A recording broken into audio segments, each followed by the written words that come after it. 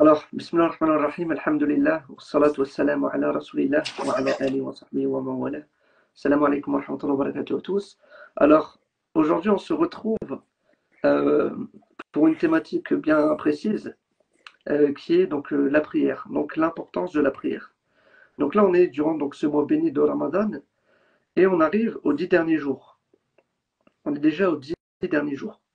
Et alhamdoulilah, pour la plupart d'entre nous, on s'est évertué à faire des efforts durant ce mois, à se priver de nourriture, de boissons, à baisser le regard, à se rendre un petit peu plus fréquemment dans les maisons d'Allah.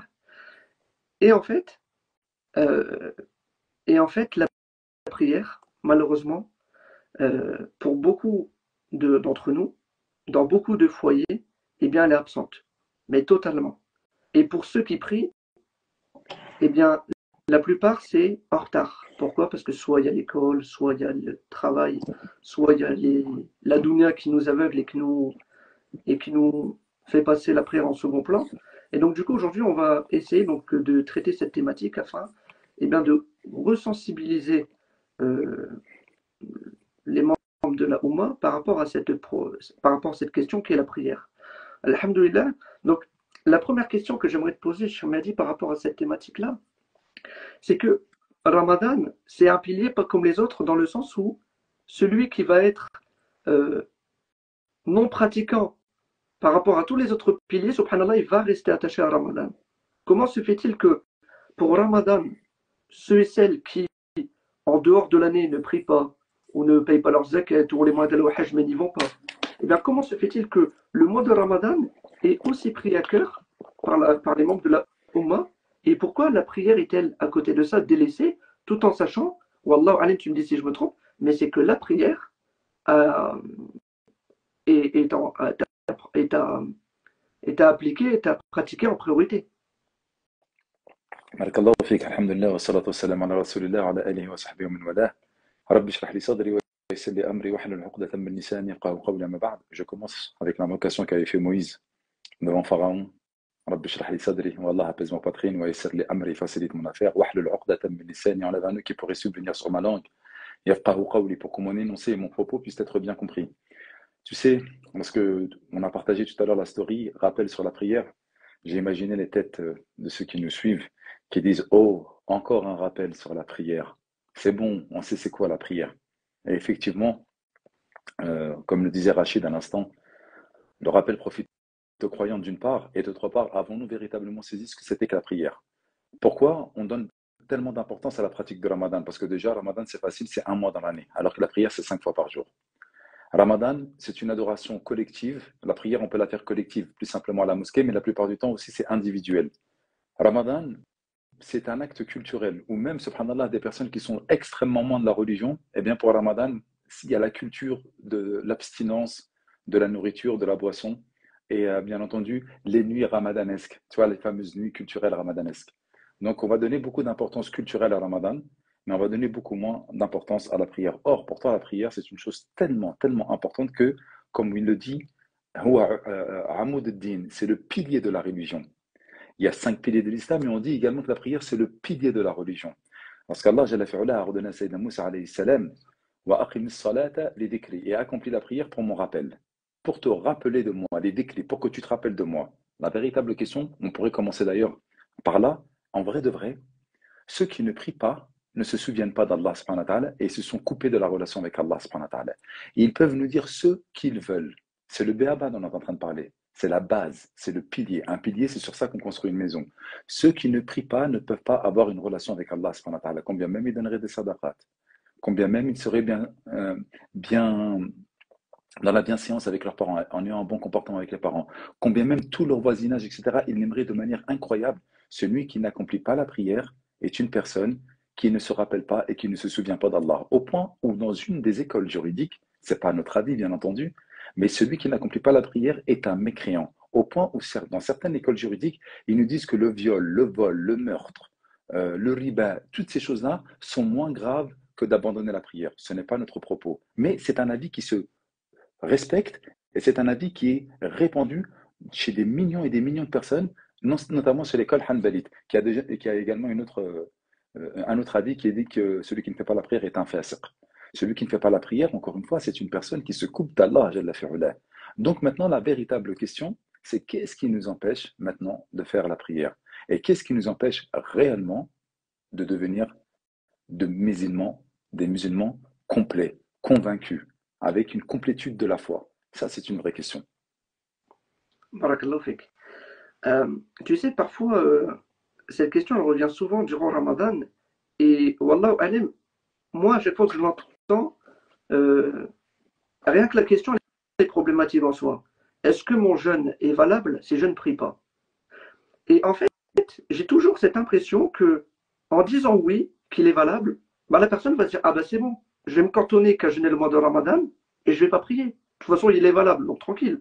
Donc je vais m'évertuer à jeûner le mois de Ramadan. Et donc du coup, le reste de l'année, je prie pas, donc je vais continuer à pas prier. Et que de l'autre côté, si on dit non, non, il n'est pas valable, bah, la personne, tu vas la repousser déjà plus loin qu'elle ne l'est déjà. Donc du coup, comment trouver cet équilibre tout en ne rassurant pas la personne, en lui disant non mais t'inquiète jeune, t'inquiète pas, c'est pas, même si tu pries pas jeune, t'inquiète pas. Donc entre cet extrême-là et l'autre extrême qui est de dire non mais de toute façon tu pries pas, ça sert à rien de jeûner. Comment trouver vraiment le juste milieu dans cette question-là, tout en sensibilisant et tout en mettant un coup de pied dans la fourmilière en disant que la prière et le fait de la délaisser, ce n'est pas une blague. Barakallah, c'est un point de vue qui est très intéressant. Et c'est une problématique qui n'est véritablement pas une problématique. Dans le fait que, lorsque Sayyidina Muhammad sallallahu alayhi wa sallam a envoyé Mu'adh ibn Jabal au Yémen pour appeler des gens à l'islam, il leur a dit, appelez en premier lieu à la ilaha illallah Muhammad Rasulullah, au tawhid. Et le fait qu'ils disent que moi, Muhammad, je suis le messager d'Allah. Et s'ils acceptent cela, thumma, ensuite, deuxième étape, appelez à la prière.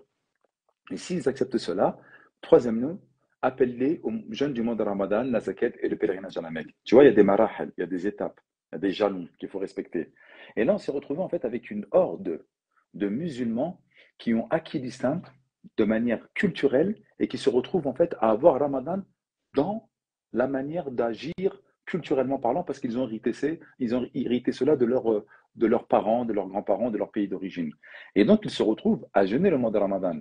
Certains, à la langue bien pendue, leur diront ton jeûne ne sert strictement à rien du tout parce que, comme on l'avait cité précédemment, ils reprennent l'avis de dire que celui qui ne prie pas n'est pas musulman. Et donc, à quoi sert de jeûner si tu n'es pas musulman, sachant qu'aucune de tes actions n'est à, à valider et acceptée par Allah subhanahu wa ta'ala. Et de la même manière, ces mêmes jeunes diront il ne sert à rien de demander à ton père qui ne prie pas d'être ton tuteur parce qu'il ne pas dans la prière. Et donc, ce n'est pas un musulman, il ne peut pas être ton tuteur. De la même manière qu'ils vont se retrouver à avoir une sœur, on vient lui poser une question, mon mari a arrêté la prière, il ne fait plus la prière. Et là, ils vont dire, hey, c'est même pas la peine que tu divorces ou quoi que ce soit, ton mari n'est plus ton mari parce qu'il ne fait pas la prière. De la même manière, une personne s'est mariée avec une sœur s'est mariée avec un frère qui ne faisait pas la prière et ils ont eu des enfants. Ils disaient tes enfants, ce sont les enfants du lit, donc entre guillemets des enfants non légitimes. Pourquoi? Parce que ton mari était un non-musulman et donc le contrat de mariage dès le début est caduc et non valide et donc tes enfants ce sont les enfants du lit, les enfants illégitimes. Ils n'hériteront pas de leur père et ils ne porteront pas le nom de leur père. Encore une fois, tu as vu, je parle d'un côté juridique là. Tu me dis, ouais, mais voilà. Pourquoi? Parce qu'en fait, on est venu avec une religion où on a 5 piliers de l'islam et les gens ont choisi de pratiquer le ramadan, ont choisi, écoute bien, de pratiquer le petit pèlerinage à la Mecque parce qu'il y en a beaucoup qui vont là-bas mais qui ne prient même pas. Ils y vont, ils vont faire la ramra et lorsqu'ils reviennent, ils ne font pas la prière. Hmm. Tu comprends? Il y en a beaucoup, subhanallah, qui vont professer la parole d'unicité, la ilaha illallah Muhammad Rasulullah, mais qui n'accomplissent pas la prière. Et je connais même des personnes, et mes yeux, on les côtoie encore aujourd'hui, ils sont partis faire le grand pèlerinage à la Mecque dans le mois de Dhul Hijjah, et ils reviennent, et ils ont abandonné la prière, et ils sont retombés dans leurs péchés, etc. En réalité, tous ces problèmes que nous constatons, que nous venons d'évoquer, n'ont qu'un seul socle, qu'un seul dénominateur commun. Et écoute bien ce que je vais te dire, c'est l'abandon de la prière, justement. Parce que la prière, c'est ce qui va venir valider tous les autres piliers de l'islam. Rappelle-toi, on avait dit que la salat, amoud de l'islam, c'est le pilier de l'islam. Et lorsque tu abandonnes la prière, en fait, tu as abandonné qui? Tu as abandonné le rappel d'Allah subhanahu wa ta'ala, d'une part, et d'autre part, il y a un verset qui exprime parfaitement la chose, qui nous dit Inna salata tanha anil fahsha'i wal munkar. Certes, la prière va nous permettre d'arrêter les actes blâmables et autres turpitudes. Et donc, lorsque tu n'accomplis pas ta prière, tous les actes blâmables et toutes les turpitudes seront en fait légion dans ta vie de tous les jours. Et ça, c'est une catastrophe. Et en réalité, même. Et ça, c'est une question que l'on doit poser. Tu sais, on doit vraiment la poser parce que les gens, ils sont en train de, encore une fois, jeûner le mois de Ramadan. Il y en a beaucoup qui meurent, il y en a beaucoup qui vont mourir. Mais qu'est-ce qu'ils vont dire devant Allah subhanahu wa ta'ala? Tu avais fait un réel qui était magnifique. Je l'ai vu tout à l'heure lorsque tu disais que le prophète alayhi salam le reconnaîtra yawm al-qiyamah par la blancheur de nos membres à cause des ablutions. Mais une personne qui ne prie pas, comme tu l'as bien dit, est-ce qu'elle va faire des ablutions? Moi, je connais personne qui ne prie pas qui fait des ablutions comme ça. Justement, les ablutions ne sont pas obligatoires. Elles sont devenues obligatoires parce qu'elles nous emmènent à un acte obligatoire. Jamais les ablutions sont obligatoires, mais elles sont devenues obligatoires parce que c'est la condition sine qua non pour pouvoir se présenter devant le maître des cieux et de la terre, Allah Jalla fi'ula. Donc, les personnes qui vont se retrouver au Qiyamah, alors que le prophète intercède pour sa communauté. Il a gardé une intercession. Tous les prophètes et messagers ont utilisé leur cartouche dans cette vie d'ici-bas. Le prophète, il a gardé pour l'au-delà, pour intercéder auprès d'un genre de sa communauté. Mais comment va-t-il les reconnaître, les gens de sa communauté, alors qu'ils n'ont pas la blancheur des mains, la blancheur du visage, la blancheur des pieds, parce qu'ils ne faisaient pas leur ablution? C'est des éléments qui nous indiquent en fait que ceux qui ne prient pas font-ils véritablement partie de la communauté du prophète alayhi salam? Attention, je n'ai pas pris l'avis des Hanbalites. À la lumière du hadith que tu as exposé tout à l'heure, on peut essayer justement de tendre vers cet avis-là en disant mais comment il va les reconnaître le prophète sallallahu alayhi wa sallam? La prière, c'est un truc de fou. Je rappelle le verset wa aqimis salata li dhikri, et accomplis la prière pour mon rappel. Mais les gens, ils accomplissent pas la prière. En fait, wa ma khalaqtul jinna wal insa illa liya'budun. Je n'ai créé les génies et les hommes que pour qu'ils m'adorent. Un musulman, elle se considère musulmane, la personne, d'accord? Une musulmane, un musulman. Elle a été créée pour l'adoration d'Allah Jalla fi'ala. Faut qu'elle fasse pause dans sa vie. Elle se dise, ouais, attends, moi, je suis musulmane, ok, mais elle est où mon adoration? En fait, elle est en train d'être gentille. Ce qu'ils nous disent, ils nous disent, Sandour, ici, le cœur, là, la poitrine, elle est propre. J'ai fait du mal à personne. Moi, je suis quelqu'un de bien, je fais du mal à personne. Mais elle n'accomplit pas la prière. Alors que la base même, la cause première de sa création, c'est d'adorer le maître des cieux et de la terre qui ne peut se passer que par la prosternation, par la salat, par la prière, par ce lien indéfectible et inaliénable qui nous lie à Allah subhanahu wa ta'ala. Et cette même personne ne prie pas. S'il te plaît, Ratman, qu'est-ce qu'on fait avec ce type de personne? Qu'est-ce que l'on peut faire? Bien entendu que lorsqu'on va aller voir jeûner le mois de Ramadan, tu vas pas leur dire, ouais, vas-y, c'est n'importe quoi, ton jeûne ne sert à rien du tout. Tous les moyens sont bons, bi'idhnillah ta'ala, pour faire en sorte de les considérer et de les garder dans le giron de l'islam. Parce qu'in fine, en réalité, ce sont des musulmans. Si tu lui dis, est-ce que tu veux mourir maintenant, la première question qu'il va te dire, non, j'ai pas envie de mourir. Pourquoi? Parce que je crains la rencontre du maître des cieux et de la terre, Allah Jalla fi'ala. Donc, si à la base, il sait que il a des manquements et dans la prière et dans sa pratique de l'islam parce qu'il a un rendez-vous avec Allah Jalla fi'ala, c'est qu'il croit en sa majesté Allah Jalla fi'ala. Et s'il croit en sa majesté Allah Jalla fi'ala, il faut juste valider l'essai. Tu as fait un pas, frérot, tu as fait un pas, ma soeur. Allez, continue, fais le deuxième pas. Maintenant, applique, fais la prière. Alors pourquoi on en vient à parler de ce sujet de la prière? C'est parce que il y a beaucoup d'imams qui reprennent des chiffres auxquels moi je crois, et ça a été fait, une étude qui a été faite en 2019 où Cheikh Yassine il disait dans sa story Snap qu'il y avait une personne, donc un musulman sur 5 en France qui priait, ce qui donne 25%, ce qui donne 20%. 75%. 20%. Un musulman sur 5, c'est 20%. Ouais, 20%. Donc ça veut dire que 80% ne prient pas. Et dans une autre intervention, l'imam Mamadou Dafé, donc l'imam de Toulouse, hafidahullah, il ressortait à peu près les mêmes chiffres. Il disait oui, 70% des musulmans en France avouent ne pas faire la prière. Là, on ne parle pas de ceux qui avouent pas parce qu'il y a Hachem. Là, des personnes qui avouent ne pas prier. Et donc, en face de cette réalité-là, en fait, on va parler de quoi d'autre, en fait? En fait, je ne vois pas de quel autre sujet on doit parler tout en sachant que tu peux rien construire si le pilier n'est pas là, si les fondations ne sont pas là. Ça ne sert à rien. Regarde, là, tout à l'heure, tu l'as dit, tu as donné un exemple. Tu as donné des personnes qui vont au Hajj et qui reviennent, ils ne prient pas. Les personnes qui vont à la Umrah, ils reviennent, ils ne prient pas. Là, il y a des gens qui, bien intentionnés, viennent prier Tarawih. Alors, c'est bien de venir prier Tarawih.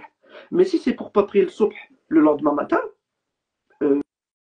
j'aimais bien prendre cet exemple d'une voiture à qui il manque 4 roues, mais que dans le coffre, il y a une roue de secours. Bah, ça sert à... enfin, la voiture, elle avance comment en fait?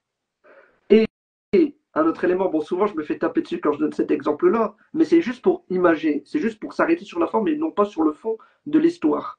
C'est que Iblis, quand Allah Azzawajal, il lui a dit de se prosterner devant Adam, alayhi salam, Iblis, il a refusé par orgueil. Mais il a refusé une prosternation. Et il a refusé pas de se prosterner devant Allah, mais devant un humain. Alors qu'Allah lui a dit, prosterne-toi devant ce que j'ai créé de mes deux mains. Et en fait, le parallèle que je fais aujourd'hui, c'est que nous, aujourd'hui, quand on refuse de se prosterner, on ne refuse pas de se prosterner devant un humain. On refuse de se prosterner devant Allah. Et que Iblis, sans doute, si Allah lui avait dit prosterne-toi devant moi, donc entre guillemets Allah, sûrement l'aurait-il fait, puisqu'il était connu pour sa piété à un point où Allah l'a élevé au niveau des anges. Donc comment se fait-il que on a atteint ce niveau-là dans la désobéissance qui, lorsqu'on regarde l'histoire, est-ce que ça a déjà été accompli par des musulmans qui nous ont précédés ou par des gens pieux qui nous ont précédés? Alors, c'est une excellente question. Les musulmans, à l'époque, il était impensable de ne pas prier. Et d'ailleurs, lorsque tu regardes le nombre de mosquées en France, tu vois très bien en fait que les gens très peu viennent prier. C'est une réalité première. Il n'y a pas assez de musulmans pour le nombre, il n'y a pas assez de mosquées, pardonne-moi, pour le nombre de musulmans qu'il y a en France. Et ça, c'est une réalité. Et c'est quand qu'on le voit, c'est lorsqu'il y a les Eid, c'est lorsqu'il y a également certaines Jumu'ah, et c'est lorsqu'il y a les Ramadan, où on voit que les mosquées sont archibondées et qu'on n'a plus de place pour pouvoir faire introduire tous les musulmans qui viennent, entre guillemets, de manière culturelle. D'accord? Ça, c'est une réalité. Après, tu pourras me dire, ouais, mais Mehdi, prier à la mosquée, ce n'est pas une obligation. Peu importe. C'est un indicateur quand même qui est assez fort. Maintenant, le gros souci, et appelons un chat Ratman, toi, moi et d'autres prédicateurs, nous avons fait aussi une gravissime erreur. C'est que nous appelons les gens à énormément de sujets secondaires, et tu l'as très bien noté, en disant, mais de quoi veux-tu qu'on parle d'autre? Tu sais, une personne, on va la voir en train de forniquer, en train de vendre du shit, ou peut-être en train de tuer des gens, ou peut-être d'avoir un mauvais comportement. Et c'est vrai que c'est des choses qu'on doit relever, qu'on doit condamner, et qu'on doit essayer d'éduquer nos petits frères et nos petites sœurs pour qu'elles puissent devenir meilleures. Mais en réalité, dans combien de familles nous avons vu des parents et des frères et sœurs qui ont une relation complètement normalisée avec des personnes qui ne prient pas? Combien de frères et combien de sœurs vont vouloir se marier avec une personne qui est tellement gentille, tellement chou, tellement mignonne, tellement belle, tellement beau, avec une situation financière et économique radieuse, et qu'on va le prendre alors que cette personne-là ne prie pas? En fait, nous avons relégué la prière, comme on dit, ouais, miskin, Allah il dit, tu vois, parce que c'est une question de la prière, on va dire, ouais, miskin, Allah il dit, il a tout sauf la prière. En fait, il n'a rien s'il n'a pas la prière. Mais nous, on va dire, il a tout sauf la prière. Et le fait qu'ils disent qu'il n'a rien sauf la prière, bah, c'est là, en fait, on va remettre les choses dans les règles de l'art, on va remettre les choses, en fait, en perspective. À savoir que lorsqu'on va respecter enfin le pilier de la religion qui est l'islam, toutes les choses vont être facilitées. Lorsqu'on va remettre la prière au goût du jour et qu'on va remettre la prière dans son élément qui est en fait central à notre adoration et à notre relation avec Sa Majesté Allah qui est le créateur des cieux et de la terre, eh bien toutes ces choses-là vont être facilitées. Et le gros souci, si tu remarques bien, c'est que nous-mêmes, lorsque nous voyons des frères qui ne font pas la prière, on est gentil avec eux, frérot, pas frérot, etc. Mais en fait, on doit être clair et on doit le répéter. Et les parents, et je sais que les gens sont en train de nous écouter, on est plus de 700, ils ont des frères et sœurs qui ne font pas la prière. Il faut leur montrer clairement que c'est extrêmement grave, que c'est une source de malédiction, d'opprobre, d'humiliation, que c'est une source en fait de ténèbres, de mauvaise baraka. C'est une source également d'attaque des forces obscures, de djinns, etc. Une personne qui se coupe, d'Allah subhanahu wa ta'ala, qu'est-ce qu'elle peut récolter dans cette vie d'ici-bas? Et tant qu'on n'arrive pas à comprendre cette chose-là, eh bien ça va être compliqué. Qu'est-ce qui fait la différence entre nous et ceux qui ne croient pas en Allah subhanahu wa ta'ala, si ce n'est la question de la prière? Et donc à un moment, je pense qu'il faille absolument remettre la prière au goût du jour, mais pas n'importe quelle prière, parce que ça aussi j'aimerais pouvoir en parler. Il y a combien de frères et sœurs qui sont en train de prier, mais quel type de prière est-ce? Ça, on a entendu plusieurs fois qu'Allah Jalla fi'ala met en garde ceux qui font la prière, les met en garde contre une vallée de feu, contre un fleuve de feu, contre une rivière de feu. Pour qui? Pour ceux qui prient. Fawailun lil musallin. Gare à ceux qui font la prière. Ou une vallée de feu sera réservée à ceux qui font la prière. Alladhina hum an salatihim sahun, parce qu'ils ont été négligents dans la prière. Pas n'importe quelle personne fait la prière. Pas n'importe quelle personne aura reçu le succès dans la prière, sauf ceux qui sont recueillis et qui conscientisent Allah subhanahu wa ta'ala dans la prière. Tu comprends ce que je te dis? Et tout ça va nous montrer en fait des éléments probants que la prière, c'est au-delà de génuflexion et de prosternation. On voit la Palestine, tu vois, là j'aime bien ce t-shirt. On voit la Palestine, tu vois. Cette Palestine oubliée, délaissée, alors qu'on est 2 milliards d'individus. Tu penses vraiment que s'il y avait des personnes qui avaient une relation concrète et sincère avec Allah, je ne parle pas des Palestiniens qu'Allah les préserve, etc., mais je parle de la communauté. Parce que la prière, c'est une action individuelle dans l'obligation, mais elle est collective. Lorsqu'on entend Hayya ala salat, Hayya ala al-falah, le nombre de personnes qui ne prient pas au sein de la communauté mondiale et le nombre de personnes qui prient sans donner corps à cette prière, sont conscientisés, Sa Majesté Allah subhanahu wa ta'ala. Ils prient, mais ils vont commettre d'innombrables péchés. Je reviens au verset que j'ai cité tout à l'heure, parce que c'est important. On ne peut pas simplement parler de la prière en disant, ouais, il faut prier seulement. Si on veut parler de la prière, soit on en parle de manière aboutie, complète, ou soit on n'en parle pas. Parce qu'Allah, il nous dit, Inna salata tanha anil fahsha'i wal munkar. Faisons un petit peu de sémantique arabe.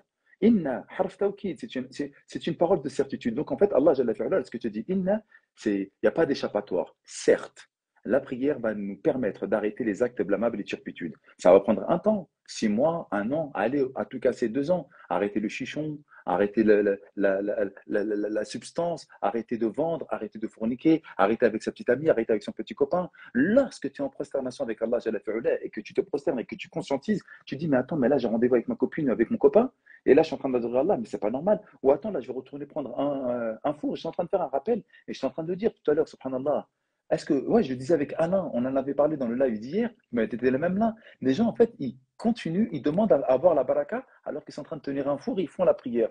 On voit même des escortes, subhanallah, des péripatéticiennes qui vont en faire une amra et qui continuent à commettre leurs immondices. Ont-ils oublié que Inna Allah tayyib la yaqbalu illa tayyiba, Allah est pur, il n'accepte que ce qui est pur? Alors là, ce que je viens de te dire, c'est qu'il y a énormément d'éléments que je viens de te donner. Mais en réalité, tous ces éléments tournent autour de la prière. Qu'est-ce qu'elle vaut réellement, notre prière? Moi, je ne sais pas. Lorsque je vois qu'en réalité, comment on est en train d'adorer Allah, Jalla fi'ala, comment on conscientise Allah subhanahu wa ta'ala dans notre prière, comment on est en train de l'adorer, comment en fait on est en train de voir que cette prière-là n'a aucun effet dans notre quotidien, dans notre travail, dans notre couple, dans l'éducation de nos enfants, dans la baraka de nos biens, dans le fait que je me sente attaqué par des djinns, dans le fait que j'arrive à subir le mauvais sort de telle ou telle personne ou l'œil de telle ou telle personne, alors qu'Allah subhanahu wa ta'ala dit que la prière nous protège. La prière nous permet d'arrêter les actes blâmables et les turpitudes. Donc, tous ceux qui prient et qui continuent à faire des actes blâmables et turpitudes, moi je crois en la parole d'Allah. Inna salata, certes la prière, tanha anil fahsha'i wal munkar, permet d'arrêter les actes blâmables et les turpitudes, empêche d'accomplir les actes blâmables et les turpitudes. Donc, si moi je prie et que je continue à faire les actes blâmables et les turpitudes, quel type de prière est-ce? Ah oui, Rahman, quel type de prière est-ce? Est-ce que c'est une véritable prière? Est-ce que c'est une prière qui est validée dans son apparence extérieure, mais est-ce qu'elle est acceptée? Parce qu'il y a encore la validation et l'acceptation. Moi, je suis triste, tu vois, parce que les gens qui sont en train de nous écouter, ils nous disent, hé frérot, déjà, moi, je ne fais pas la prière, et là, tu es en train de monter la barre extrêmement haute. En réalité, lorsque tu veux construire une voiture ou lorsque tu veux construire un bâtiment, tu peux construire un bâtiment, machallah, qui sera haut, informe, etc. Mais dès que les gens vont habiter dedans, il va s'écrouler. Au début, tu vas voir quelque chose qui est beau, il a pris forme, etc. Mais si tu n'as pas respecté les fondations et les piliers de la prière, eh ben en fait, tu pourras croire que c'est quelque chose qui est beau, mais une fois que tu habites dedans, tu verras que ça va s'écrouler. Et c'est ce que nous sommes en train de voir. À la moindre épreuve, à la moindre attaque, à la moindre baisse de foi, eh bien cette prière, en fait, elle ne remplit pas le rôle qu'elle devait remplir, à savoir préserver et protéger le croyant et la croyante. La prière, c'est quelque chose d'extraordinaire. Combien de fois, regarde ce qu'il nous dit Allah Azza wa Jal. Wa aqimis salat, innal ladina. Il n'a jamais dit Allah subhanahu wa ta'ala, alladina sallu. Il a dit wa aqimus salat wa atu zaka. Wa aqimus salat. Il n'a pas dit wa sallu. Aqimu, al-istiqama, le fait d'accomplir réellement, aqimu. Il aurait pu dire simplement donner l'ordre de faire tout de suite la prière, mais il a dit à chaque fois wa aqimus salat, c'est-à-dire accomplissez convenablement et physiquement parlant, dans le cadre et en présence de cœur, votre prière. Et si on n'arrive pas à faire cela, ben, je crains le pire au moment de notre mort, je crains le pire au moment de nous retrouver avec Allah subhanahu wa ta'ala de l'autre côté. Subhanallah, qu'Allah nous en préserve. Et Amin. ça me faisait penser à un thar de, je crois que c'était Abdullah ibn Mas'ud qui disait, si la prière ne t'éloigne pas de la turpitude et du blâmable, elle ne fait que t'éloigner d'Allah.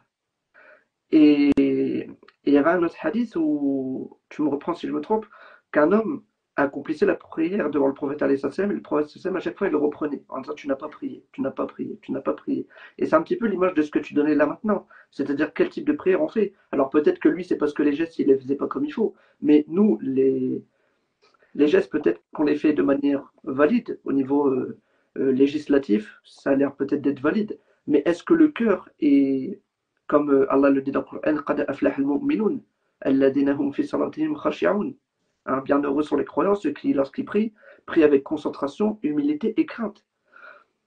Comment, du coup, atteindre cette, ce niveau-là?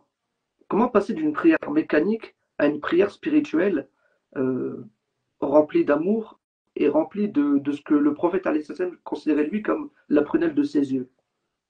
Allahu Akbar, c'est une excellente question. Et en réalité, c'est par là qu'il fallait commencer, pour de vrai. Parce que là, on peut taper, ouais, vous faites pas la prière, ouais, vous faites n'importe quoi dans la prière, ouais, ça se trouve, vous allez faire partie de ceux qui seront en enfer parce qu'ils ont été négligents dans la prière. Ouais, c'est vrai. Et en réalité, il faut commencer comment justement accomplir cette véritable prière.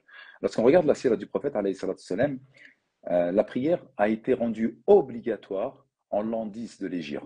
Lorsque Sayyidina Muhammad sallallahu alayhi wa sallam il est monté fait l'Isra wal Mi'raj et qu'Allah subhanahu wa ta'ala a fait en sorte en fait de accomplir la prière. Ils avaient des prières, une prière dans la journée, mais qui était surrogatoire, ou des prières que le prophète alayhi salatu wassalam accomplissait autour de la Kaaba, et même avec les croyants, etc. Mais ce n'était pas des prières légiférées, à savoir les 5 prières quotidiennes. 10 ans après, il y a le pilier de la religion qui est arrivé. 10 ans après, 10 ans. Pourquoi 10 ans après? Qu'est-ce qui s'est passé? Eh bien, pendant 10 ans, subhanallah, il y a eu une éducation. Moi, je dis encore une fois que si nous devons apprendre la prière parce que c'est une obligation et que si on apprend à nos enfants, regarde ce qu'il dit Nabi alayhi salatu wassalam, Allahu Akbar, sallallahu alayhi wa sallam, chaque mot qu'il produit, chaque mot qu'il donne, chaque lettre est à sa juste place et d'une sagesse infinie. Il a dit, enseignez à vos enfants la prière à 7 ans. Enseigner. Attends, frérot, tu crois qu'il faut 3 ans pour apprendre qu'il y a 5 prières, 3 pour Maghrib, 4 pour Isha, 2 pour Sabah et 4 pour Dohr et Asr? Est-ce que tu crois qu'il faut 3 ans? Et à 10, molestez-le s'il ne prie pas. Pourquoi 3 ans pour enseigner la prière? Allahu Akbar. Là, on doit se poser la question. En fait, dans les 3 ans, depuis qu'un individu sait parler et qu'il commence à comprendre les choses, il faut pouvoir demander à nos enfants pourquoi tu pries. Qui tu pries? Lorsque tu es en galère, lorsque tu es malade, lorsque tu as un problème, vers qui vas-tu te tourner? Quel est le créateur suprême des cieux et de la terre? C'est qui donne la vie, c'est qui la mort? Parce qu'en 3 ans, il y a énormément de choses qui se passent. Il peut y avoir un mort dans la famille, il peut y avoir un accident, il peut y avoir des maladies. Si je tombe malade, c'est lui qui me guérit. Tu vois, en 3 ans, en fait, on est en train de dire à l'enfant, t'as vu, moi je suis ton père, etc. Mais je ne suis qu'une cause de tous les bienfaits que tu pourrais recevoir. Celui qui va véritablement donner, c'est Allah Azzawajal. Pour qu'à 10 ans, lorsqu'on est en fait à l'aube de son adolescence et donc de son changement physique où il va commencer à avoir, subhanallah, les hormones qui vont pousser, qui va peut-être commencer à devenir un homme, qui va rentrer dans l'âge de la puberté, eh bien, alhamdulillah, rabbil alamin, il est déjà dans la conscientisation de la prière, à savoir que c'est un rappel et une relation avec Allah, subhanahu wa ta'ala. Pendant 10 ans, le prophète enseignait le tawhid. Pendant 10 ans, il expliquait en fait que cette vie-là, c'est une vie qui ne vaut strictement rien et que si elle valait le poids de l'aile d'un moustique, il n'aurait pas donné une gorgée d'eau à ceux qui ne croient pas en lui. Et qu'il avait trempé son doigt dans l'eau et qu'il avait ressorti une certaine quantité de ce doigt-là. Et cette quantité d'eau-là, c'était l'équivalent de la dunya. Et les fleuves, les nappes phréatiques, les lacs, les océans et les mers étaient l'akhira. C'est-à-dire en fait qu'il n'y a pas de comparatif possible. Pendant 10 ans, Allah Jalla fi'ula enseigne à ses compagnons et aussi aux non-croyants qu'Allah est le maître des cieux et de la terre. Malik Yawmiddin. C'est celui qui est le maître du jour du jugement dernier, c'est celui qui va juger parmi nous. Que cette vie-là, c'est une vie de test, c'est une vie où on doit œuvrer pour faire le bien, etc. Surat al-Mulk, elle a été, subhanallah, révélée parce que c'est une sourate Mekwa, Tabarak alladhi biyadihi al-mulk, wa huwa ala kulli shay'in qadir, alladhi khalaqa al-mawta wal hayata liyabluwakum ayyukum ahsanu amala. Celui qui a créé la mort ainsi que la vie pour vous éprouver qui parmi vous fera le meilleur des actions, pas le plus en quantité, mais les meilleurs en qualité des actions. Toutes ces choses-là nous indiquent quoi? Que, en fait, l'enseignement de la prière, pour que les gens puissent venir à la prière, il faut déjà qu'ils sachent qui ils sont et qu'est-ce qu'ils font dans leur quotidien. Mais c'est vrai, Ratman, franchement, lorsqu'on voit les musulmans, on est beaucoup, 10 millions, 15 millions, les chiffres s'affolent, tu vois. Mais en réalité, quel type d'islam c'est? Alors qu'on n'est pas en train de réfléchir que cette vie-là, c'est une vie qui est courte, c'est une vie qui est importante, c'est une vie qui va nous permettre de vivre l'éternité. Mais comment on peut le comprendre et le savoir, ça, si on ne prie pas Allah, Jalla fi'ulah, de la bonne manière? Eh bien, le prophète alayhi salam, a fait un travail en amont avant de pouvoir recevoir l'ordre divin de 5 prières dans la journée et dans la nuit. Avant de pouvoir dire aux gens, venez prier, ben non, on ne leur explique pas. On leur dit, ouais, il faut que tu pries. Et on a fait ce type de personnes. Wallahi, on l'a vu en Arabie Saoudite. On l'a vu à Dubaï. On l'a vu dans les pays musulmans, Afrique, Algérie, tout ça, où il y a énormément de personnes qui vont prier. Mais quel type de prière est-ce? C'est une type de prière culturelle. Depuis qu'il a 7 ans, 10 ans, depuis qu'il est petit, il va prier à la mosquée. Mais en réalité, lorsqu'il va à la mosquée, qu'est-ce qu'il est en train de faire? Si cette prière ne change pas ton quotidien, si cette prière ne change pas ta manière d'être, si cette prière ne change pas ta manière d'interagir avec autrui, musulman et non musulman, quel type de prière est-ce? Parce qu'en fait, lorsqu'on n'arrive pas à mettre la prière dans son contexte, à savoir que nous sommes en train d'adorer celui qui gère et qui régit les cieux et la terre, politiquement parlant, économiquement parlant, environnementalement parlant, eh bien cette prière, elle est en relation avec qui? Mais Salat, elle est décrite, il a accompli la prière pour mon rappel. Or, nous, on accomplit la prière parce qu'il y a un châtiment, parce que il va y avoir le paradis, etc. Question de récompense, etc. Ça marche. Mais ce n'est pas véritablement le but premier de la prière. C'est de se souvenir d'Allah Jalla fi'ala. Et lorsqu'on accomplit 5 fois la prière, on se sort de son lit alors que nous sommes dans un sommeil profond. C'est difficile à Salat al-Subh. Et parfois, on est tard la nuit, on est exténué par une journée de travail. Ou parfois, nous sommes en plein business pendant Salat al-Asr. Et on dit à chaque fois stop au repos, stop au jeu, stop à la passion, stop au travail. Tout ça, c'est régi par qui? Par le Créateur suprême des cieux et de la terre. Et là, la prière, elle revêt toute son importance et son rôle premier dans notre quotidien. Mais qu'avons-nous fait de cette prière? C'est pour ça qu'on n'y arrive pas. Même lorsqu'on prie, c'est pour ça qu'on n'y arrive pas. Oh, ne parle pas trop, c'est dangereux. On risque de te prendre la tête parce que tu es un musulman. Ne parle pas trop, il risque de venir casser ta porte. Oh, ne parle pas trop, etc. Je ne comprends pas. Je ne comprends pas. En réalité, la prière, elle te permet également d'établir une confiance avec Allah, une relation inébranlable de confiance avec Allah subhanahu wa ta'ala. La prière, elle te permet de réciter ce verset. قُلْ لَنْ يُصِيبَنَا إِلَّا مَا كَتَبَ اللَّهُ لَنَا. Rien ne peut nous atteindre sauf ce qu'Allah subhanahu wa ta'ala nous a décrété. هُوَ مَوْلَانَا. C'est lui notre protecteur, c'est lui notre maître, c'est lui qui nous protège. وَعَلَى اللَّهِ فَلْيَتَوَكَّلِ الْمُؤْمِنُونَ. Et en Allah, exclusivement, les croyants s'en remettent. Oh, mais d'accord, c'est des mots, c'est du Coran. Franchement, tu vois, ce qui me fait le plus mal avec les musulmans aujourd'hui, Ahmed, c'est qu'encore une fois, on n'arrive pas à conscientiser tout ce que je suis en train de dire. La prière, la confiance en Allah, le fait que ce soit une vie de test, que le fait que ce soit une vie de lutte, etc. On est dans le mois de Ramadan, c'est un mois culturel. Il y a des gens, ils vont mourir durant ce mois. Il y a des gens, Allah, il est en train d'écrire leur nom dans la liste qui va arriver dans la nuit du destin qui arrive. Il y en a qui vont mourir. Mais subhanallah, j'ai raconté à des amis à moi, ils sont morts juste une semaine avant Ramadan. Wallah, il n'avait absolument aucun problème. On l'a secoué, on a trouvé qu'il était mort. Il avait tout ce qu'il fallait dans cette dunya. C'est quoi en fait? Qu'est-ce qu'on veut en fait? La prière, elle nous permet de nous rappeler et de faire 5 fois par jour une mise à jour dans notre esprit, dans notre quotidien en disant on n'est que très peu de choses et que la véritable vie, c'est la vie dernière et que cette dunya, et je l'ai partagé dans mon statut Instagram, où Allah, lorsqu'on leur posera la question à ceux qui n'ont pas cru en lui, combien de temps vous êtes restés sur terre? Les gens, ils diront même pas 1 heure. Et c'est la vérité, ça passe super vite. Même pas 1 heure. Ils vont dire, on n'est même pas resté 1 heure. Et bien, cette prière, lorsqu'on récite le Coran, elle nous permet en fait de tout le temps se rappeler que nous sommes de passage ici. Barakallahu fik. Pour revenir par rapport à cette prière-là, parce que depuis tout à l'heure, là, tu nous parles bien de Tawhid. Et par rapport à cela, aujourd'hui, que dire à une personne qui justement n'a pas eu, dans cette enfance-là, n'a pas eu une enfance durant laquelle on ne lui a pas appris toutes ces notions. Et qui pour lui, justement, comme tu l'as dit aussitôt, la religion, c'est juste un concept. Comment faire en sorte d'avancer dans son cheminement rapidement, tout en sachant que la personne, elle est mukallaf, c'est-à-dire ça y est, les anginotes, et de travailler sur les deux plans en même temps, tout en... Parce que tu as certaines personnes qui te diraient, du coup, je vais reprendre tout au début, je vais d'abord apprendre qui est Allah, et puis après, je vais faire comme le prophète, c'est-à-dire au bout de 10 ans, quand j'aurai vraiment le tawhid ancré en moi, là seulement je commencerai la prière. Comment faire en sorte, parce que la prière que eux ont fait et la prière que nous on fait, c'est pas du tout la même chose, puisque eux, ils ont une éducation en amont qui a duré un certain nombre d'années. Comme tu l'as dit, à 7 ans, 10 ans, il y a quand même ces 3 ans-là. Beaucoup d'entre nous, malheureusement, n'a pas eu cette éducation-là. On a eu juste le bâton où Allah est dur en châtiment et ceci et cela. Et donc, du coup, on faisait juste ça. Parfois, comme avec le Ramadan, en réalité, est-ce qu'on jeûne le mois de Ramadan parce qu'on connaît Allah ou parce qu'on jeûne le mois de Ramadan pour pas contrarier les traditions de nos ancêtres? Parce que sinon, c'est chouma. Si mon père il me voit en train de manger, il va me traiter de traître. Parce que mon grand-père, il jeûnait, mon arrière-grand-père, et en gros, je vais faire une cassure. Comme les convertis, eux, c'est le chaînon à partir duquel une longue descendance les attend dans la religion. Nous, c'est l'inverse. Nous, on est dans un long chaînon, et c'est nous qui cassons avec toute cette tradition. Donc, si tu peux me répondre à ça, je dit, s'il te plaît. C'est excellent. C'est ce qu'ils veulent faire en fait les gens. Les gens, ils nous disent Mahdi. On en entend beaucoup parler malheureusement. Et ça, c'est une excellente question. Barakallahu fik de la poser. Euh, Barakallahu fik parce qu'en fait, notre religion, elle est belle et ses ramifications sont profondes et sa compréhension doit être éclairée à la lumière du Coran et de la Sunna. Allah Jalla fa'ala, a révélé le Coran par étapes. Et Allah Jalla fa'ala, nous a dit Al-yawma akmaltu lakum dinakum. Aujourd'hui, j'ai parachevé pour vous votre religion. Wa atmamtu alaykum ni'mati. Et j'ai complété sur vous mes bienfaits. Wa raditu lakumul islam dina. Et j'ai agréé pour vous l'islam comme mode de vie, comme religion. D'accord ou pas? Ça, c'est bon, c'est fait. Donc là, c'est vrai, ouais, mais dit, moi j'arrête la prière, tant que j'ai pas eu le tawhid, bah, je suis en fait le schéma du prophète alayhi salatu salam. Là, j'ai 10 ans devant moi, j'ai commencé à faire d'abord le tawhid avant de faire la prière. Non!